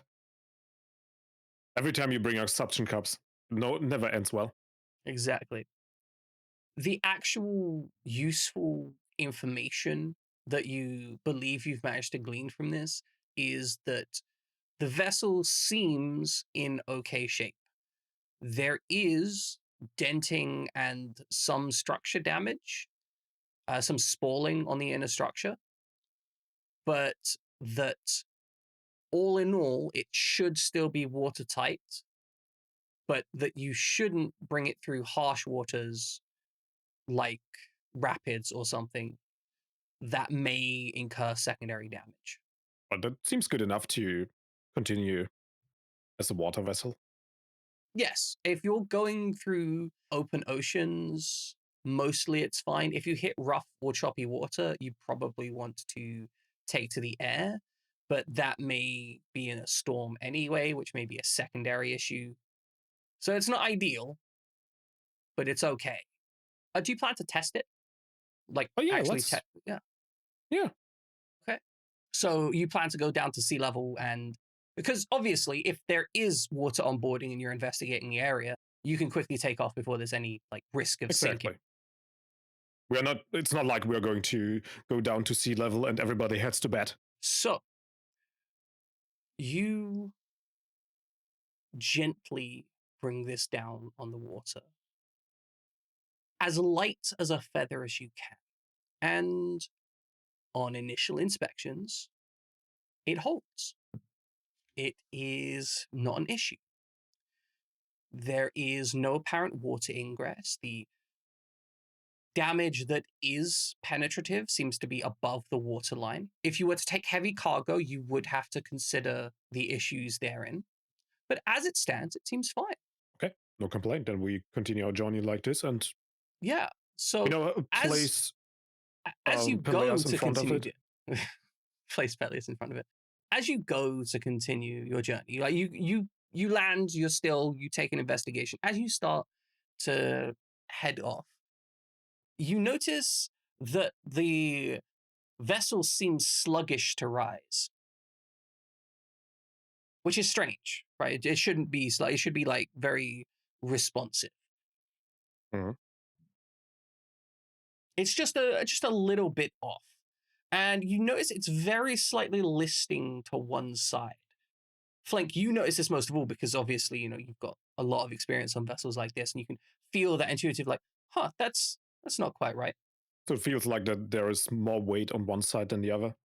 Yeah, exactly. And then you see the reason why there seems to be more weight on one side or the other. As you open up to the top deck and see something both familiar, distorted, and terrifying. Oh. Oh? Forgotten octopus. I like these. How could I forget? Where's his seagull friend? Exactly. Oh no. It is the revenge of the corrupted octopus that you discarded all that time ago, mutated and monstrous. Peleus, you with your beast speech understand only one guttural noise as it calls out, "Revenge!" Now I'll just be like, the best revenge is a life well lived. Okay, guys, I think we're gonna have to kill this.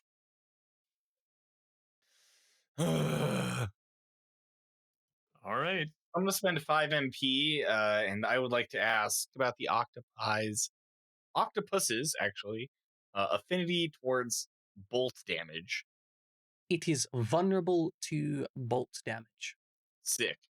Follow-up question to earlier. Did we use grenades? How many? I believe you used all 4 of them. All right, That's why you got the result that you got. Then I'm going to delete all my inventory points. Sorry. I don't know why you're sorry. That's your problem, I not wanted mine. to feed Pilias with a magic juice, but that's off the table now. No force feeding here. I can go ahead. How much are they? They're 2? Elixirs are 3. Can I make the assumption that you are using that elixir in the interim, not the moment you see the Forgotten Octopus? Yes. Okay. Yes.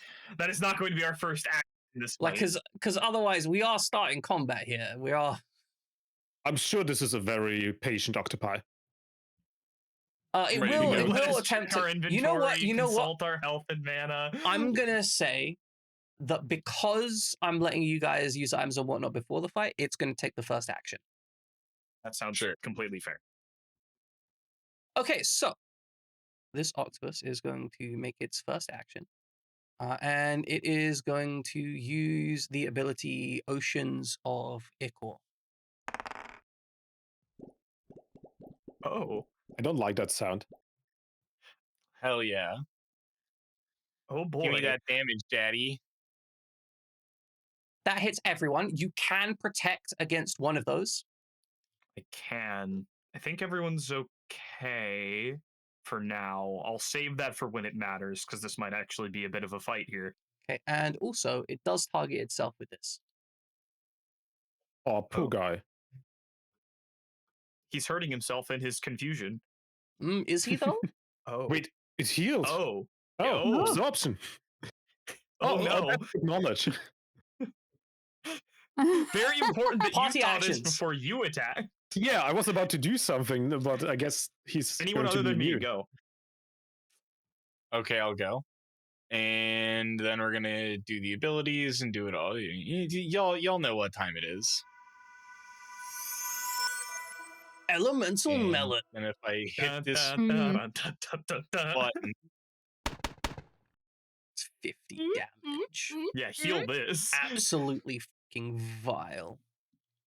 Gawain Peleus, the Forgotten Octopus, will attempt to clatter you to pieces. Well, I can't take nothing, but I will block for Peleus. Oh, thank you. Excellent. And you've taken the damage, which means it is party action. Silex, I'm assuming you're going to act next. Yes. I will go ahead and turn on my retaliation first for doing my protect, because I still have to do Didn't you that. get the Kakapo's gift for lightning? Me? Yeah, I? like way on, when did that back happen? when you beat Kakapo, Kakapo bit your shoulder and offered you their capacity for lightning, if I remember correctly.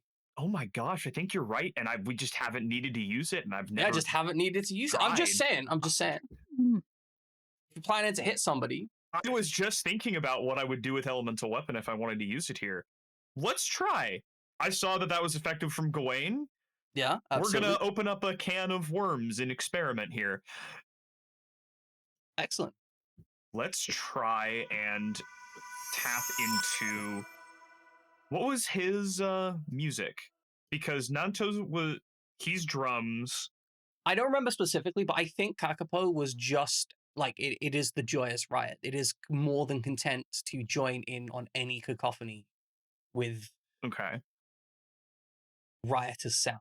it's the kazoo kid. Just learning to play recorder, actually. It's a banger. The hot cross buns slaps. Oh, that's terrifying. I mean, okay, look, it's not quite the same level of terrifying as Gawain, but you're not meant to be able to be good at combat. You're meant to be kind of a bit rubbish at combat because you're so defensive, but you're not, and that's wrong. I'm not in crisis yet. It could be worse. It's 42 bloody damage. 42 bloody damage. It's fine. The Forgotten Octopus will attempt to assail you with a poison touch. Owie. This octopus is rolling hot. It is. It is. I'll take. Oh, and it's working. Yep. It happened. We're in crisis now. The forgotten octopus simply goes, revenge! But only Peleus can understand that. Yeah. Peleus, Guys, it's screaming revenge. is I'm it going your to action condemn now? it. Double Nice. repetition. Condemn. Whoa. By the gods! Doubly told it. Which are you penalizing? Dazed or I mean, it matters. Actually, I'm but going it to do doesn't matter. both. Well, So, are you using your advantage to inflict the other one? yeah. Well, then you also have another condemn to go still. Like that was just your first condemn. Yeah. In that case, second condemn. Oh my gosh. What's the best Papa's in fear? How is that more than the critical? Because Because the critical is just crits- rolling two of the same dice. Yeah, it's Yeah. double dice on the crit. So it's a low quote unquote crit. Good effort, octopus. Look, what was he supposed to do? Fundamentally, what was he supposed to do? You just crit Lamar. Just crit Lamar. Sure. Okay, well, he is now dazed and shaken. Nice. Thank you. Good. Flink, it's your action. Feel like we are good on the damage department, so I'm not going to set up anything. I'm just going to throw single-handed death through there. Hits. Deals 13 light damage. Nice. That's supposed to be. Let me see. We have a damage rundown, right? And a cheap shot. That is 6 extra damage. Excellent. That is now appended. I did it manually. A hit. You hit. Also, you did solid damage. Also, your actual total damage was like 19, which is almost as Yeah, much as good. Silex on the one-handed thing. That's slightly terrifying. 19 is a good number, Bront. So, due to the double condemn, it can no longer use Oceans of Ichor. Good. That's my opinion on He that. got it off. Surprise round. Yeah. Silex and Gawain. No. Limb smash. Thank goodness. Never mind. You're fine. Cool. I was like, you might have to save me. Like, if. Yeah, I was ready. Party actions. Okay, my turn. Yeah, you have protect up still, right? Yeah, I don't need a refresh, so Yeah, fire okay. away. Bam! It's a bad Blamity roll blam. too. That's a bad roll. It's a bad roll. 22 damage. I roll terribly. I only do like 44 damage to the target. Oh, Try having a mod of 18. ugh. Yeah, so The sad. modifier is disgusting. What the hell? Guns are 10, and then he has another 8. Like, Yeah. stupid. This is vile. I roll Good luck, plus 18. octopus. Multiply by 2, by the way. Gawain. Lag just like added 100 HP. He was like, It misses. It attempts look, you're to fine. slap poison into Gawain, That would have flailing been at this lethal party. damage. oh yeah, That would have Oh, yeah. killed you. again. I like to live dangerously. Party actions. I'm going to bunk it with my stick. Excellent. That does hit and will deliver 16 damage. Oh, it is did not. resistant. It is resistant because if you remember, these guys were originally resistant to Yeah. air damage because they are Oh, yeah. the flying octopi. With their Oh, bird I brains. completely forgot about that. So I should accept the punishment of not doing any damage. Oh, you did 8 damage. It's only Yeah. resistant, not immune. And it will take its last action for the round, and it will attempt to hit both Flink and Peleus. And miss Oh, boy. everything again. Oh boy. Easy sidestep. Yeah. It's been it has been Gore was like, he's rolling off. hot. Not Yeah. anymore, he ain't. I only just escaped that. Flink, Silex, actions. Go ahead, please. Can I hinder it by throwing some glue at it to weaken it? weaken for glue? Yeah, Like I want slow, to his I would get. tentacles. Weaken, to I'm weaken not so much. I mean, slow still drops his dexterity, and it is a lot of Yeah, I attacks mean- are dex both. plus might. It does have an attack that uses both might, so I was hoping for some might. Then I'll just attack. It's fine. If I can't If it's come up double with anything. might, I'll eat it. You're doing a mod of like what on your attacks? Like, isn't your mod right now bonkers with him hurt? I would just keep attacking, like you said, Yeah, as I say, it's fine. I'll just attack. because then you get another 6, right? Okay, Yeah, so plus that 6. is 50. So that's 21 damage. Silex action. All right. I guess I'll just hit him. Point.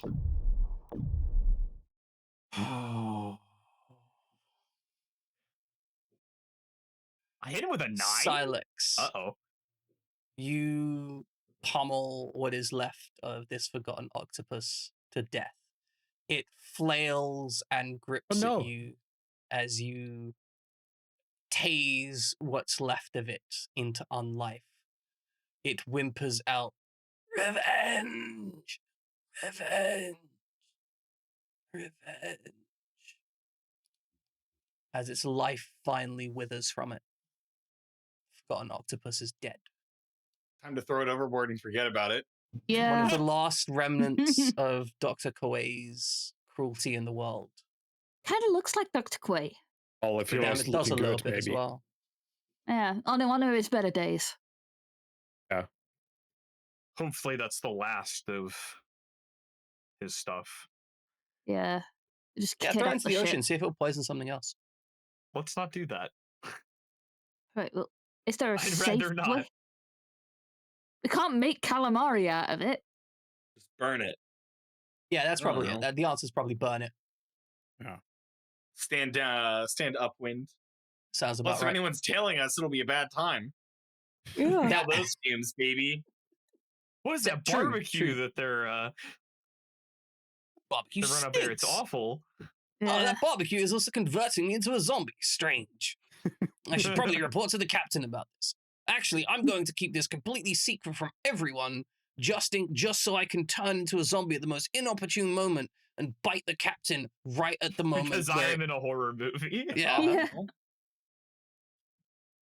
All right, so you burn the forgotten octopus on a pyre, doing what you can to keep yourself safe from it.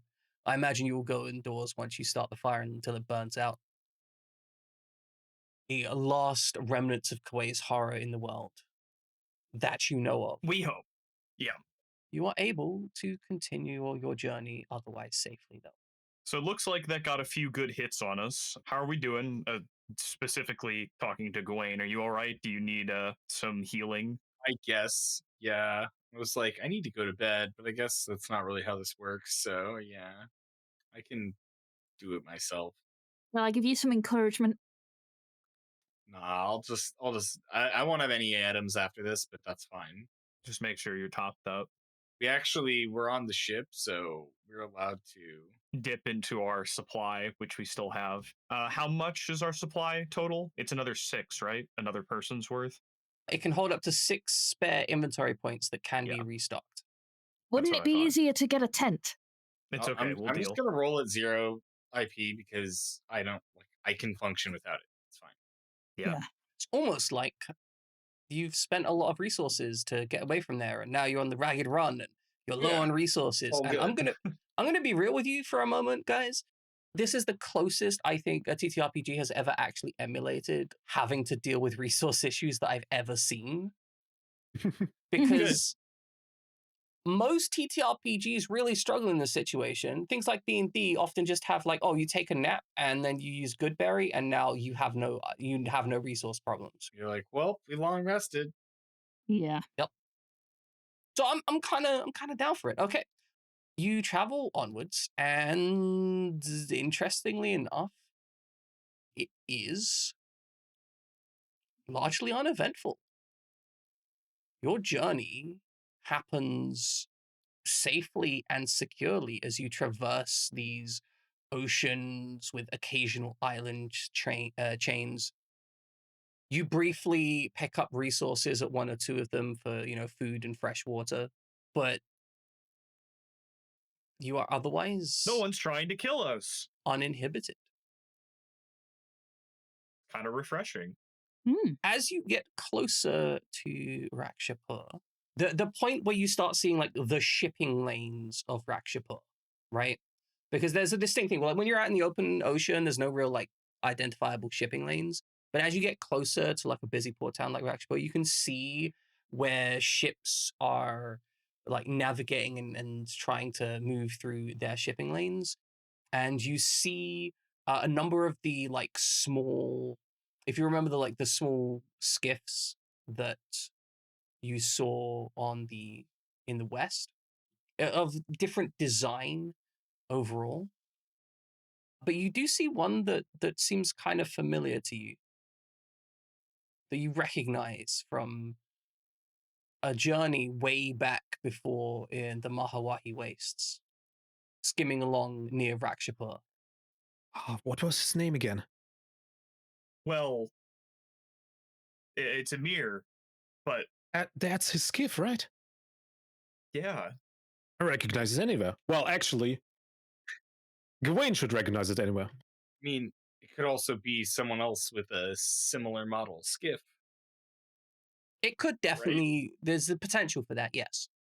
Would be quite a coincidence to meet him here. Well, let's just say I hope he got our gift. We sent him a gift? We sent him money, didn't we? We left him like 5,000 gold or something. You basically created a bearer's bond type situation. Yeah. Not bearer's bond, you went to the bank and said, hey, if this person turns up, give them this money and a message. But you haven't really had the chance to check in on that thus far. You've been dealing with a lot of stuff. We hope that that's happened. You hope that that's happened. And we've also, not the players, have seen the reality that definitely hasn't happened. Yeah. But yes, there is a familiar skiff traveling here. Do you do anything to interact with that, or you just ignore it? Mental note as something we might need to follow up on, but emergency is emergency. Okay, so you go in instead to dock at Rakshapur. You can see that there is clearly, as you start moving into Rakshapur, you can see, and also Flink, you have some awareness of this, there is an airship dock and there is a sea dock, and the sea dock is a lot cheaper than the airship dock. But it's also a lot busier. Dock. Okay. We take the sea dock. Understood. Elias is paying. What? I don't have any money. Oh, I mean, pays for nothing. Silex is paying. I've got 290s in it, but that's about it. You got more than me. Oh, in that case, I have to pay, don't I? How much money does Flink have? I have 155. Okay. Well, I do have 5,000 in the bank, but we don't talk about that money. Yeah. For somebody else. So, you land at the sea dock as directed. You specifically, I assume, land just outside of the shipping lanes, then navigate into one of the shipping lanes. Flink, you're less familiar with the sea route here. Yeah, I would have. So this is more of an experience to you. However, as you land out to sea, you do note a small vessel traveling towards your ship.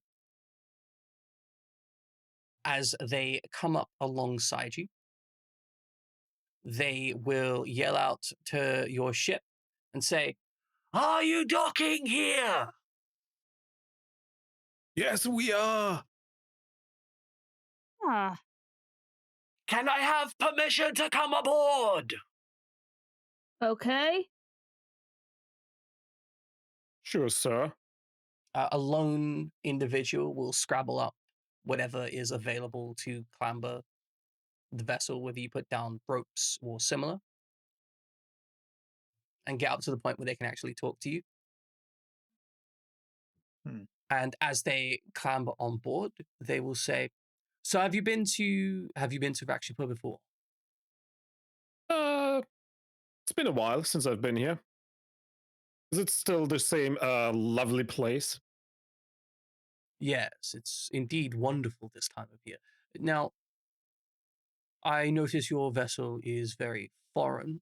Do you have any documentations or similar in order to be able to dock here? Oh, for sure. We got our license right here. This is the ship. I'm the captain. Do you actually present him like the proper documentation for the vessel? Yeah, sure. Okay. They are going to look through it and then say, "Ah, excellent. So there is a 500 zenit fee for foreign vessels docking here, and I will be your pilot, which means I will guide you to your berth. Any issues with that?" 500 in it. That's Yeah. been. Since So- when is it 500 in it? So, Flink, you're very aware that every other time you've navigated through here, it's been like less than 100 zenit for airship docking, which is normally more expensive by a significant margin than sea berths. The number he's just quoted is ridiculous. Yeah, absolutely. They will say, well, you see, in order to comply with new regulations under the Reform Council, we now have to charge foreign ships berthing on. fees, identification fees, legal Rakshapur is fees. not working under the council. That's Well, it's not a right. new order. It's just come in over the last few days. So if you could just give me the 500 zenit, and we can make arrangements for you to berth, and then if you have any issues, you can make your arguments with the portmaster. Oh, I can make my argument with you, I think. Guys, let's just pay him and secretly murder him when we get there. No, beating him up in front of everybody is more effectful. I know, but secretly murdering him just has the impact once we're on arrival. But then everybody else will bother us. I have been to a place like this. We need to make a show to show that we are powerful and they leave us alone. I Silex. know, but we just don't have the time to deal with that kind of an argument. How is the lesson from everything we've done for Peleus been we need to secretly murder everyone we meet? Silex. I am not being quiet about this plan. I am deliberately making sure this guy can hear me Please be quiet. talk Oh, about for sure. his murder. Quiet. Got it. Shut up. Shut up. Thank you. Silex. As they are having this discussion, you see, thank you, Kiba, you see another vessel of a similar size heading towards your ship. As the Guys, person, it looks like we might have company. Oh, that looks like another guy. as the person who you are currently talking with catches Silex's eyes, and you say that, and he looks out and says, "Well, anyway, I have to go now. Bye-bye. You can deal with this with the port authorities." And they rapidly leave the vessel. Ah. I was gonna keep him here and tie him to a chair. Gawain, I made a mistake. What? I showed him the ship documents. Is that a problem? Well, We might be being hunted. yeah, if we are being followed. I mean, what were you gonna do? Like maybe he wasn't even a real docking authority. What are you gonna be like? I think he might not have been from the docking port, but from the guy that's about to chase us down. Cool. If that's the case, then fine, because you were gonna have to show your papers to the real port authority eventually. Well, the real port authority might not sell us out. Okay. Well, I guess I just saw this as an inevitability. All right. Yeah. Well, let's just keep that in mind and maybe not stay here for too long. Yeah, I'm with you. Like, let's not tempt fate, but also like they will catch up with us eventually, right? Yeah. Let's invite scam artist number 2 on board. Yeah. As the first vessel heads out and departs, and the second vessel comes close, you hear the crack of firearms discharging from the second vessel at the first vessel. We should have just, been merciful and take him down ourselves. Uh, Out of his misery. Oh my gosh. That's how you introduce yourself to a place like this. The second vessel doesn't seem to be pursuing. Sorry, yeah, the second vessel doesn't seem to be pursuing the vessel. They seem to have just taken some passing shots at it as they go to come up alongside your vessel. And another more haggard gentleman, rifle in hand, will bellow up and say, "Give me permission to board." Sure, permission granted. Come Yep. on board. Here's the ladder. They will sling the rifle over their back and clamber up. They are a much more grizzled person and say, "You didn't give him any money, did you?" No. Nah. We were debating Good. murder, but No murder here. okay. Unless you can keep it quiet. Exactly what I said. Secret murder. Oh, god damn it. Birthing fees 50 zenit. I will pay you 50 zenit, sir. You will be guided into port by me. I will pick your berth.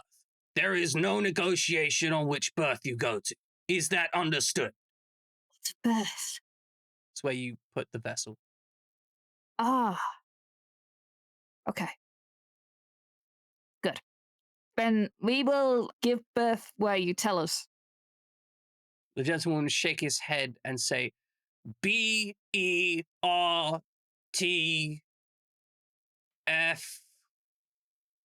Obviously losing track of how it's spelled halfway through. I mean, like, there's no use And then- using your fancy language with me, sir. I can't spell. And then like look down briefly and say, different kind of berth.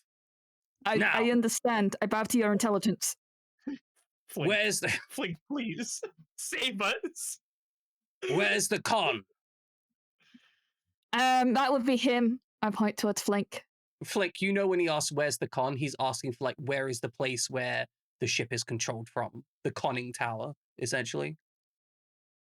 Sure. Do you want to see it? It's Technically beautiful an in there. airship term. He did just say that he was going to guide you into your berth. So presumably he wants to instruct you from that position. Ah, well, then I guess I'll lead him to the pilot's place. Have you handed him the 50 zenit already? I will do that right now. I'm just going to change my 90 zenit to 40 zenit. Excellent. 290 to 240. There we go. Here you go, sir. Excellent. He will take the money and will give clear, very practiced instruction to Airman Barrett once he sees Airman Barrett at the wheel. Airman Barrett, having this complete stranger walk up to the thing, will look to the group confused slightly and say, "Sir, should I follow instructions? Sir." Go ahead, Yeah. follow his instructions. The grizzled person will look around and go, "What is this, a military ship?" No, it really isn't. You can tell that they're looking around kind of suspiciously. I'm just gonna. I want to set him at ease. Be like, pilot's ex-military. That's all there is to it. Right. He's buzzed on coffee. Have you got documentation? Oh, yeah, we gave his documents to that other dude. No, I got the documents. Oh, I There's didn't no give him way you away. let him leave with those documents. There is no Yeah. way Flink would let Then that we would like shoot him. Yeah. yeah. Yeah, for sure. Gotta show him the documents. He's gonna take a glance at the documents, look through them, Look at and this say, baby. Newly Huh. built. Not long ago. "Yeah, it's a young ship. It says you're flying out of Telgard here." Yeah. Right. Huh. Is that a problem? So you get a lot of ships coming from Talgard. He's going to look across the group and then kind of match eyes with, I think Gawain is probably going to be the one who'd be the one most likely to understand the look.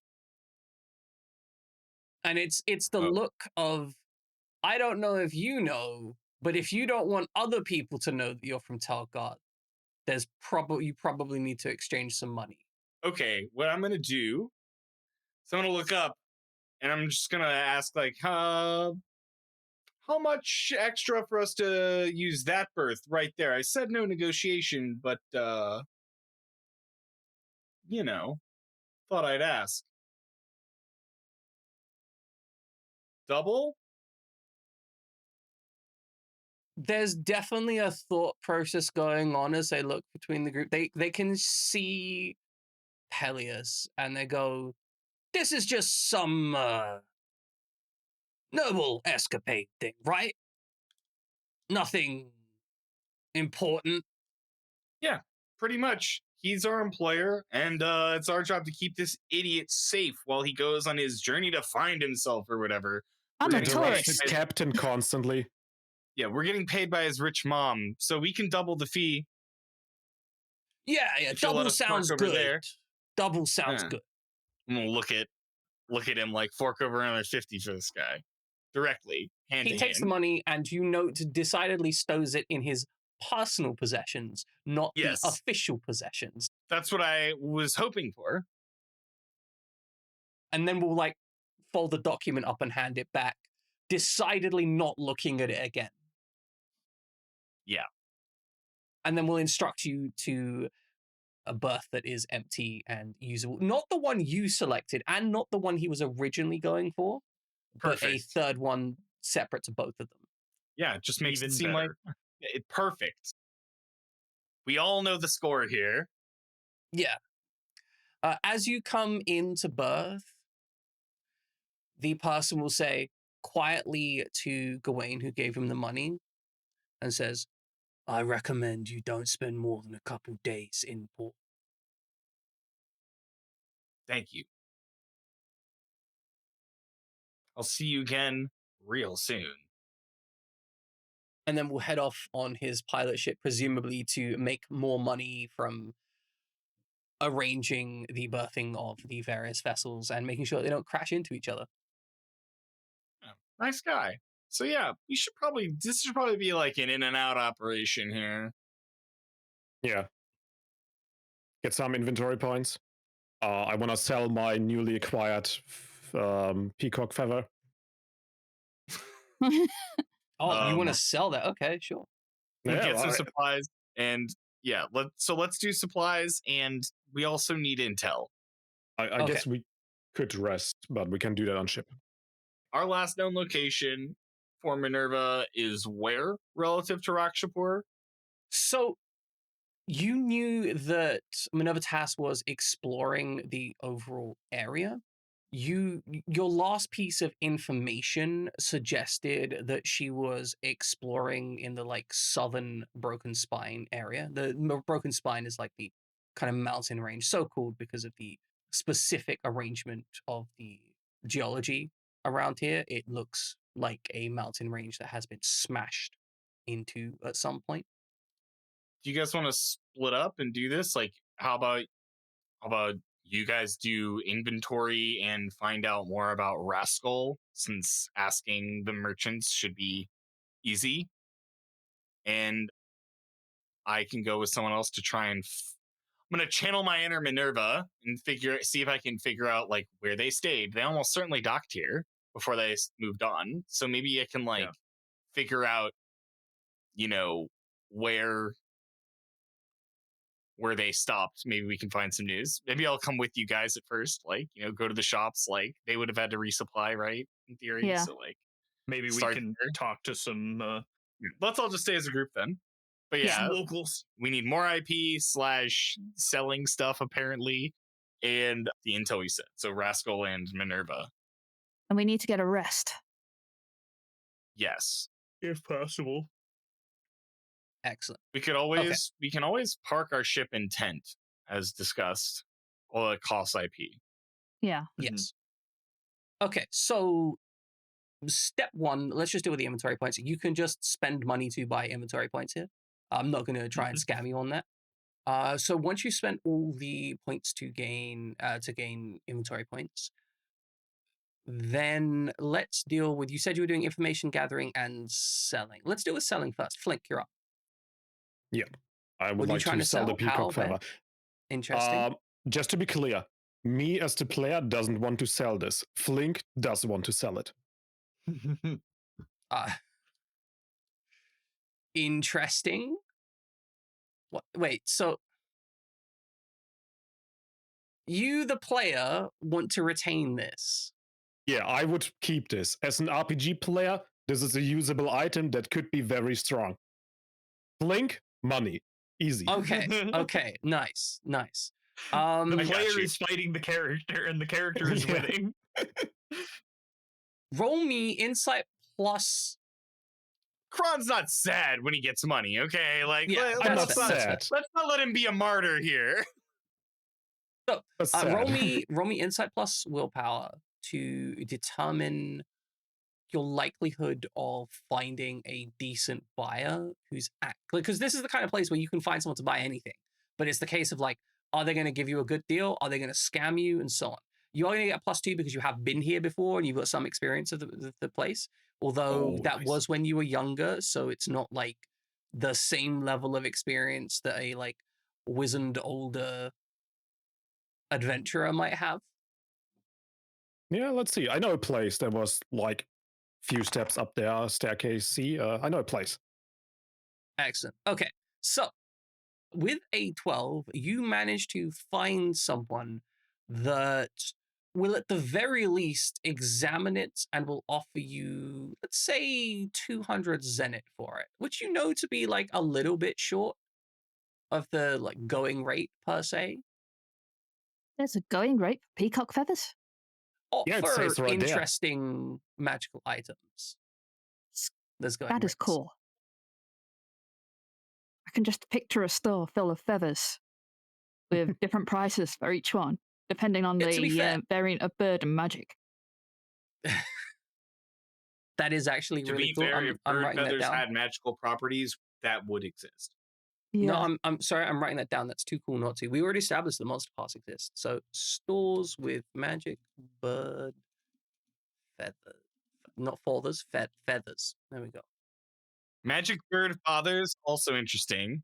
That absolutely means that my mother has a feather boa. Big, Yes, big, 100%. big Zapdos guy. Definitely, definitely a father. Father boa. But yes, so they offer you 200 zenith just off the bat with no real negotiation. You no could, negotiation. yeah, that's their immediate, like, I'll give you 200 okay. zenith for it. They are Well, definitely going to sell it at more than that, like by a significant margin. The going rate for a quick sale is probably going to be like 225, 250. Yeah, that's more like what I expected. I would like to trade it up. Come on, you can do better. I can sell this somewhere else. Can you sell it somewhere else, though? Who else is going to be interested in a peacock feather like this? Oh, the peacock feather market is booming right now, I tell you. Not only that, it was plucked directly from the dancing general of Telgard. From Telgard, you say? Were you there recently? No, but that's where it came from. They ask, well, how did you acquire it? How did it come into your possession? Well, it was At in we went to a very wonderful evening. We were dancing. The general happened to Kumahahi. be at the in the same place. We had a wonderful night, and at the end, he gave us one of his feathers to remember him by. at Kumoa High. He You loves. slept with He's the general he's an in enjoyer Telgar? of the exotic more exotic parts of the continent. Yeah. I'm gonna say that and then make a face and Silex like fucking cringe.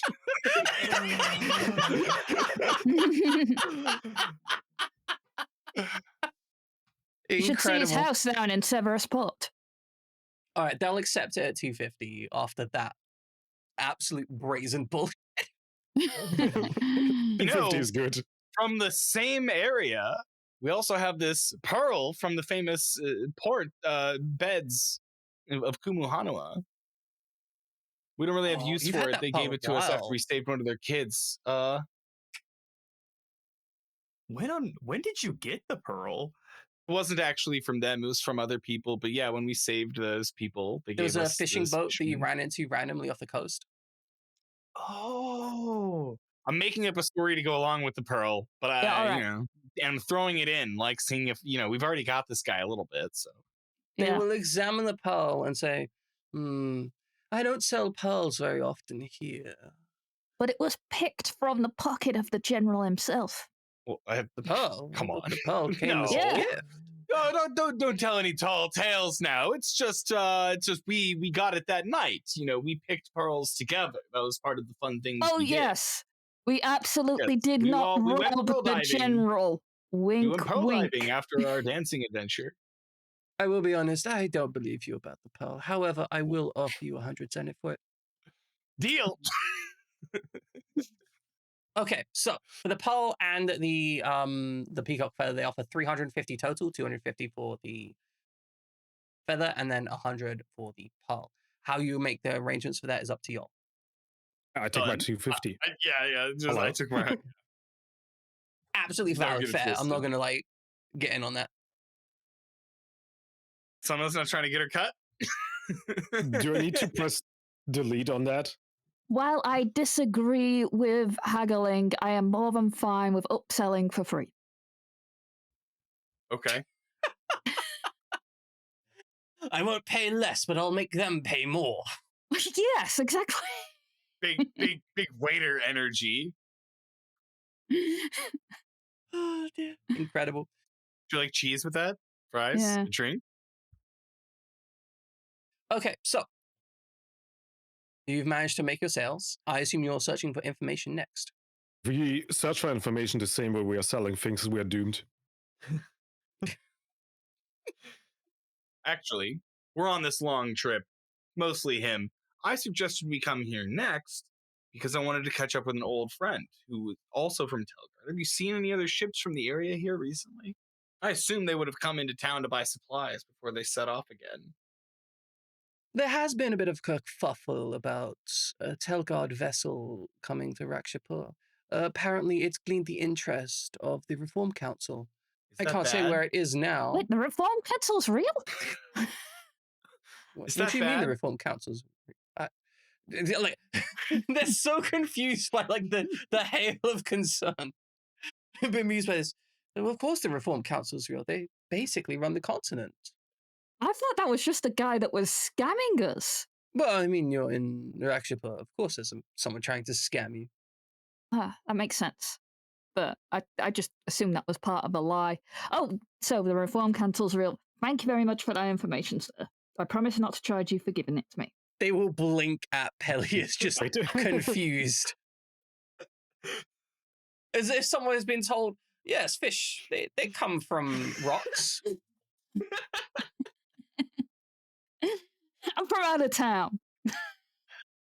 Like way out of town. It's called indoors, Pelias. That's where you're from. You're correct in that. Well, as I said, the vessel there's been some kind of kerfuffle. I think the Reform Council is after it, but I don't quite know for why or what. You'd have to ask someone else if you wanted that information. No. Thank you. So just to confirm, you're from Telgard as well, yes? No.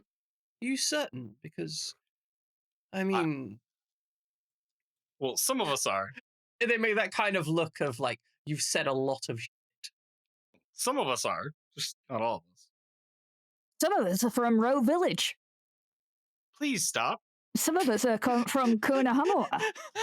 Please stop. Right, that's and- very, very interesting information you should mention there. I don't know where Twink's from. I mean, Flink. It's probably for the I'm from best. Twink Village. I have, there's a hand on either side of Pelias' shoulders, and he has been shifted behind Silex.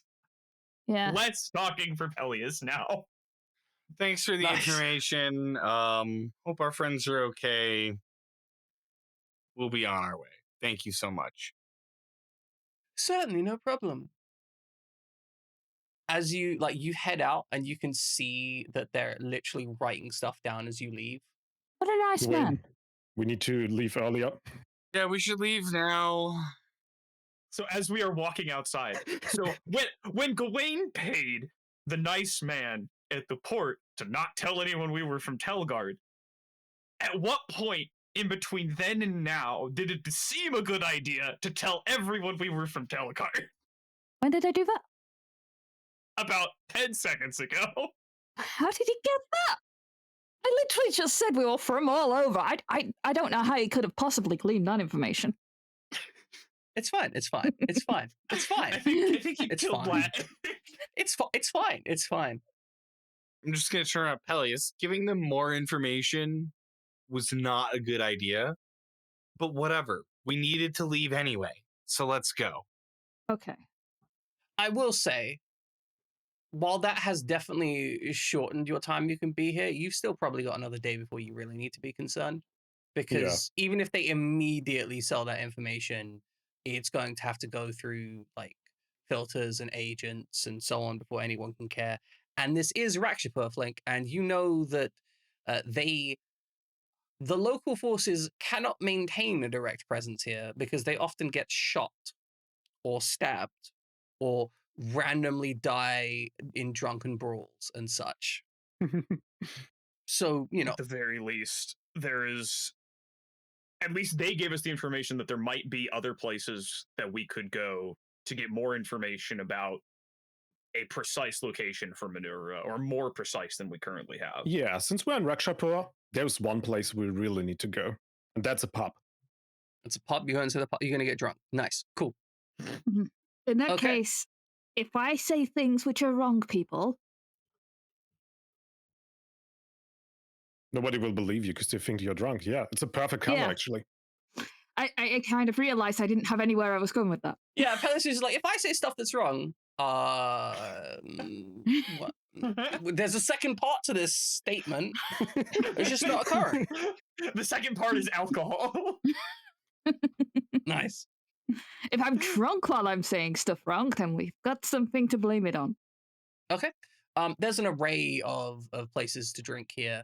There are definitely ones that look like more upmarket than others.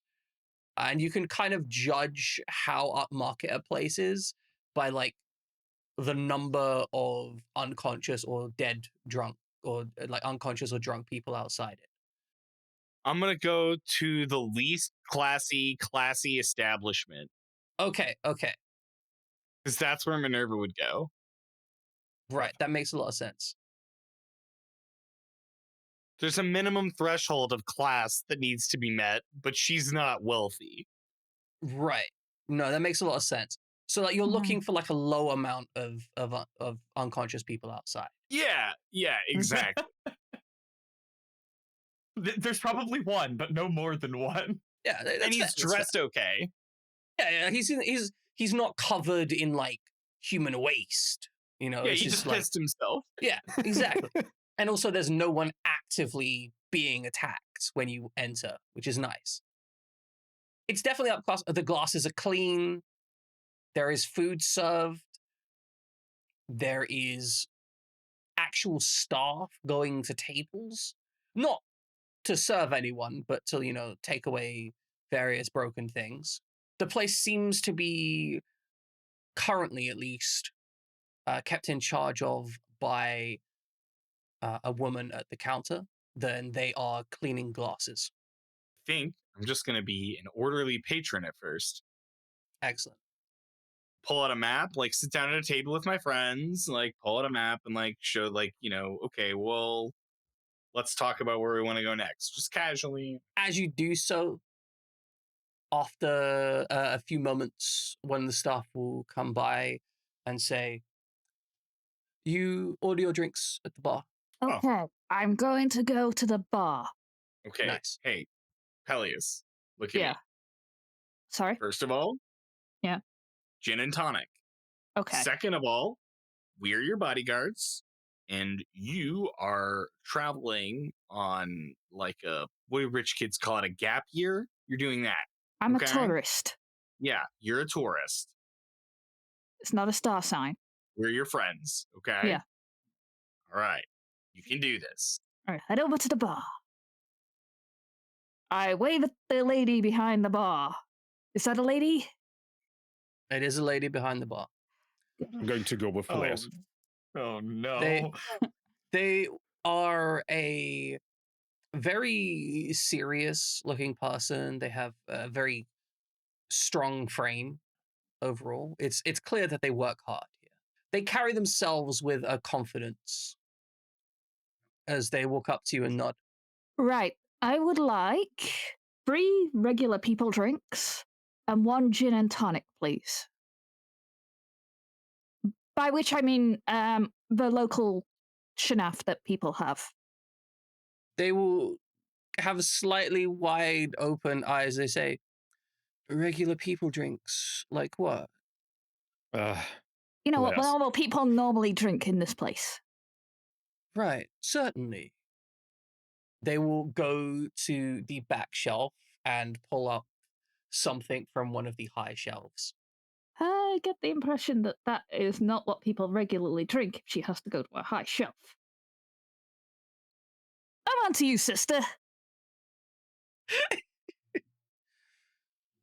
What do you want to? I'm simply serving you drinks. Yeah, which you got from the back and the top shelf. That's where I usually get my drinks from. Those aren't regular people drinks. They pop the cork off the thing with a thumb and start pouring out 3 drinks before you can actually fully refuse. Yeah, well, I'm not paying for something that I haven't we are ordered. paying. Say thank you to the nice lady. Like the moment you say you're not paying for anything, a hand swiftly goes under the counter. We are paying. When Flink says they're paying, there is that look, and the follows by is, I hope you don't intend to shortchange me. I only intend to be as short with you as you are with me. But apparently, we're both being very short at the moment, from the so... other side of the bar. Peleus, stop it. Okay, shut up! I'm drunk! Don't take anything I say seriously. Sorry. I can tell you're going to be a problem customer. Perhaps you should go sit with your friends and I'll talk with your friend here, who knows how to pay for his drinks, I hope. Yeah, I'll take care of this. You go sit. All right, you can pay with it your money then. Yeah, I'll do it. These drinks cost us like nothing. I guarantee you, in the grand scheme of the money we have. I wanted to try local ale. I'm being a tourist, aren't I? You didn't ask for local ale. Instead of what average people normal drink. people drink, okay? I thought that was implied. Oh man, Peleus. Oh, buddy. We're so close. We're so close every time. Sit down. Just pull up a chair, bud. It's gonna be. One day you'll have a normal interaction. What's most insane is like she picked the top shelf stuff because it was the fancy boy asking for like what regular people drink and assumed that they meant like regular people as in the context of kind of wealthy people. Not like regular poor, because regular poor people aren't going to go up to the bar and be like, oh, give me regular drink. There's going to be like, beer. Cheap. Yeah. The actual cost of the drinks, Flink, is not enough to be worth a full Zenit overall, and thus not actually I'll pay her extra. Cost that. You'll pay extra. How much? Okay, extra? we'll pay her the Zenit when we're done, right? Yeah. Like we're not getting 1 round of drinks. Let's be honest. We're gonna have to pay fair. her, and we're gonna ask her some questions. Well, whatever. She I might mean, not I'm even know sitting anything. there right now. I'm going to ask her now. Well, you do it. take care Do it. of Peleus. Cool. Okay, so Yeah. You think she believed that I was drunk? no, absolutely not. All right, Flink, you're paying for the drinks. Once you pay, they take that hand away from underneath the bar, which is a relief, given that you know these kind of places generally carry an array of artillery underneath the bar, specifically for disrespectful customers. Could have been the dead customer. You can only imagine that especially as a woman in this environment, they're quite quick to ensure that they have protection. Mm. That reminds me, I've got to find a wife. Oh my god, no! Nope. Like- Chain him to the table. He's not leaving. Right here. I'm not wifing the lady that... Quiet. Shh, quiet. Flink, what questions are you asking? Well, first up, we start with, I apologize for my friend.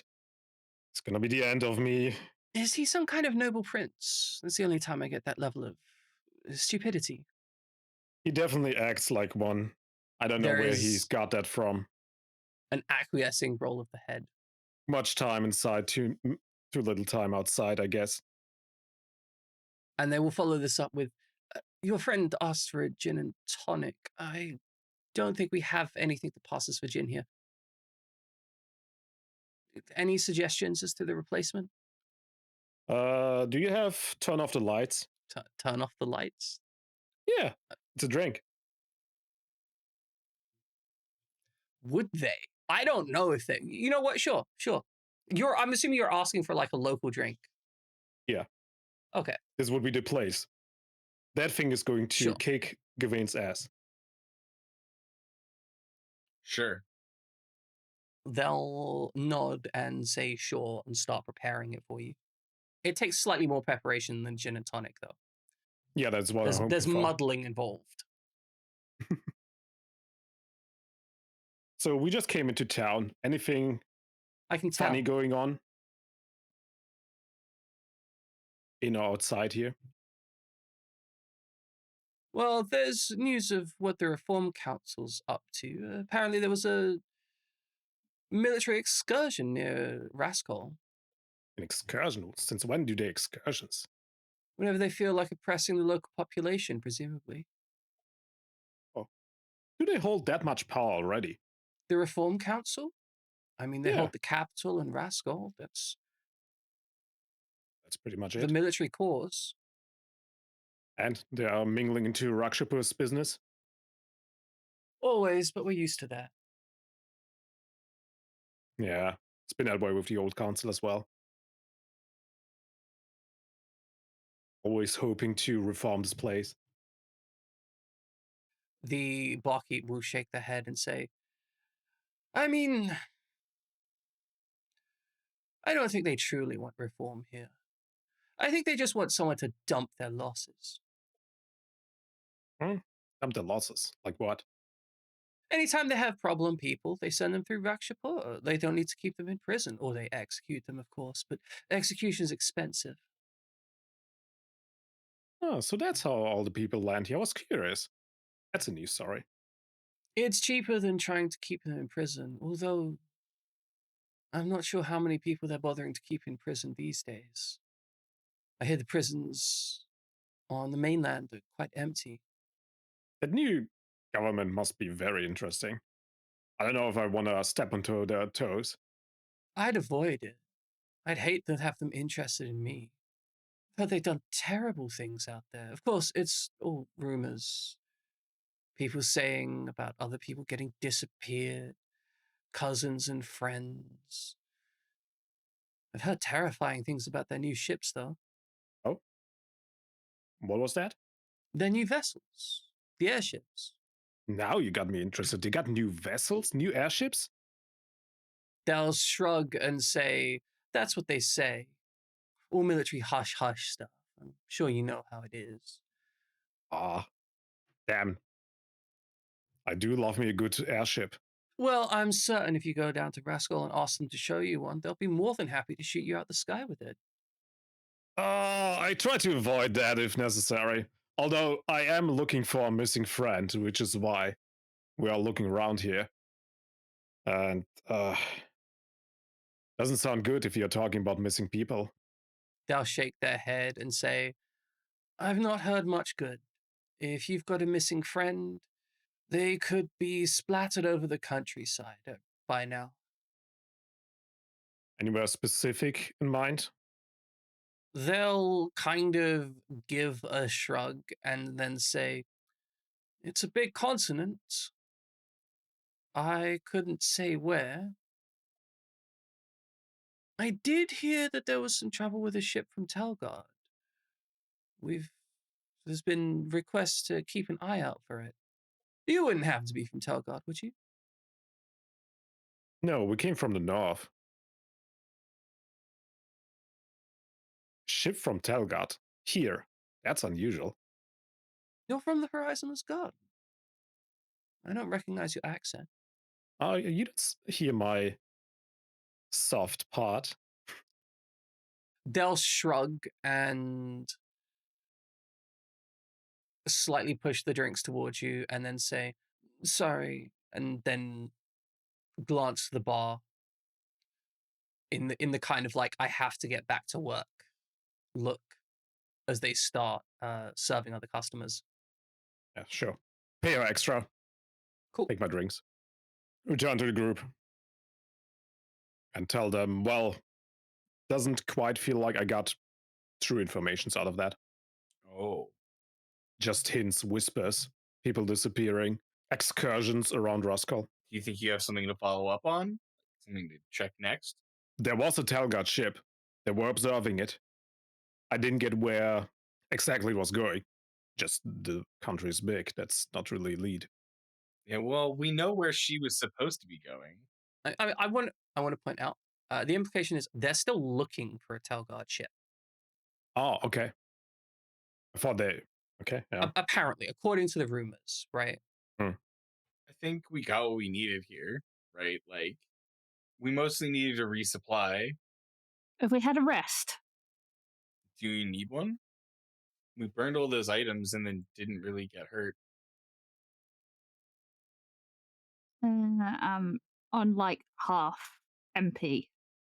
I'm just saying, I think I'd rather not be here. Okay. Sleeping, like, I don't know, sleeping in a I place get what you where mean. The quicker we get to Minerva, the quicker Minerva sees you. maybe, but more thinking like I don't want to be sleeping in a city where there are people looking for me. Okay. That makes Yeah, sense. for sure. So, something concerning. She was talking about new kind of aircraft. Some kind of new technology. Sounds familiar? To our characters, I don't think so. To us, yes. I mean, yes, that tracks. there was all that technology that Dr. Koei was using, right? Yeah, unknown. Do we have any reason to believe that their activity would be linked to his at this point? I don't think so. Not yet, no. Just whispers feelings. Just you have a bad feeling. There's a flag in the air. We're going to come back to this if we don't have any other leads. So, one of my best traits is having bad feelings. I have a bad feeling about this. And about that military excursion around Roscoe. Yeah, I mean, I think we pretty clearly need to go there, right? Like, yeah, there's nothing stopping us from spending a night, like, and drop like a tent en route. For me, I just really don't want to spend the night here. That's fair. There's almost certainly going to be places along the coast as well that you can potentially rest out or interact with. Obviously, Right. the more places you stay at, the more of a trace you're going to leave. If you travel via air and people are like, because your vessel is a very Telgard design, right? Yeah. The local vessels are a distinctly different overall design. If you travel by air, that's probably going to be kind of obvious. If you travel by sea, it's going to be less obvious, but you are going to be traveling more slowly and potentially have more risk of interaction in general, just because you can have issues. You also haven't really had the time to like fully import repair your ship's durability because you've been traveling the entire time and you like put down for like half a day to a day so far. Yeah. I guess that is an alternative. We could try and fix the ship before we leave. That's your alternative. That's going to cost you time though, right? Yeah. I think time is of the essence and our ship is durable and relatively healthy. Okay. Then I think we should sail it out of the port to be as inconspicuous as possible. Yeah, sure. But probably fly over the mountain range. Yeah. Cool. Hey, how's your drink, Gawain? Good. Just wait for it. Okay. Yeah, so Gawain, your drink isn't a gin and tonic. Instead of the more herbal flavors that a gin and tonic would have, it's got more of a kind of gingery, almost peppery vibe to it. It's not what I asked for, but it's good. Yeah, it's pleasant, right? Why did you? Was this a good prank? It's a good drink. It hits twice. Okay, It's twice. thanks, bud. Welcome. I think that this, with the idea that you're eventually planning to head into the vicinity of Rascal, is that my correct understanding? Yeah, Yeah. Then this is probably a great place to end session. seems fair. We're about to do some stuff. Yeah. Yes. Big important things are about to happen. And I ran out of preparation sometime before the octopus fight. Nice. I like that you threw that octopus in there. That was smart. Yeah. I had it prepared in reserve for exactly that kind of situation. It's just hanging out there for a while. Do you guys have fun? Oh, for Yes. sure. This was great. I do love this cape. It was very intense, actually. Yes, it was good. It was, I was a lot of work. absolutely not expecting the dancing general to make an appearance. No. That was very funny. They've been talked about so much. I had to have them appear at some point, and I felt that having them like dramatically do that classic anime thing of like the character that has barely been a note in the story is suddenly like, hey, you need to prove that you're willing. Yep, it was good. And we might have created a new antagonist accidentally. Or possibly it's the same Which I antagonist. like that. I don't that's being think it's deceptive. that. It might. And here's the best part. You have no way to confirm or deny that because of, Yep. deceptive stuff. I like We have nothing. We have nothing. I love We're using the grasping at mechanics straws. to Fun. spread fear, uncertainty, and doubt. Just let it happen. I'm personally content to give you 7 XP overall because I feel like you did some fun role playing, and Peleus shot you in the foot so much that you kind of deserve it. And I feel sorry for you. Another reason why we need to leave. So how much? Sorry. 7 XP. total. 7. Okay. Sounds good. Nice. So we should be at 12 and level up. Yes, you should level up. Yeah. You should have 2 remaining. So level 17 17. with 2 XP. 17. I'm excited for y'all to explore the Eastern Continent because now I have an excuse to have all different kinds of enemies, threats, and concerns. You're now also being chased by theoretically Telgard, also the ambitious detective, and probably the local military, based on the fact they're looking for a ship from Telgard. And whatever shadowy nonsense army affiliations going on in the background. And once we Exactly. take off of our ship here, everybody knows that we're from Talgard. Yay! Yay. So that's going to be fun. In terms of friends, we have none. Yeah. If we abandoned all of them. You have me. It's definitely going You to are lead. included in we. All right, ladies and gentlemen, watching Peleus pick fights accidentally is one of your favorite parts. Oh my god, yes. It's not even accidental. That's the thing. It's 100% on purpose. Yeah. It's true. It's I'm just absolutely getting 100% trolled. on purpose. It's on accident for Peleus. It is on purpose.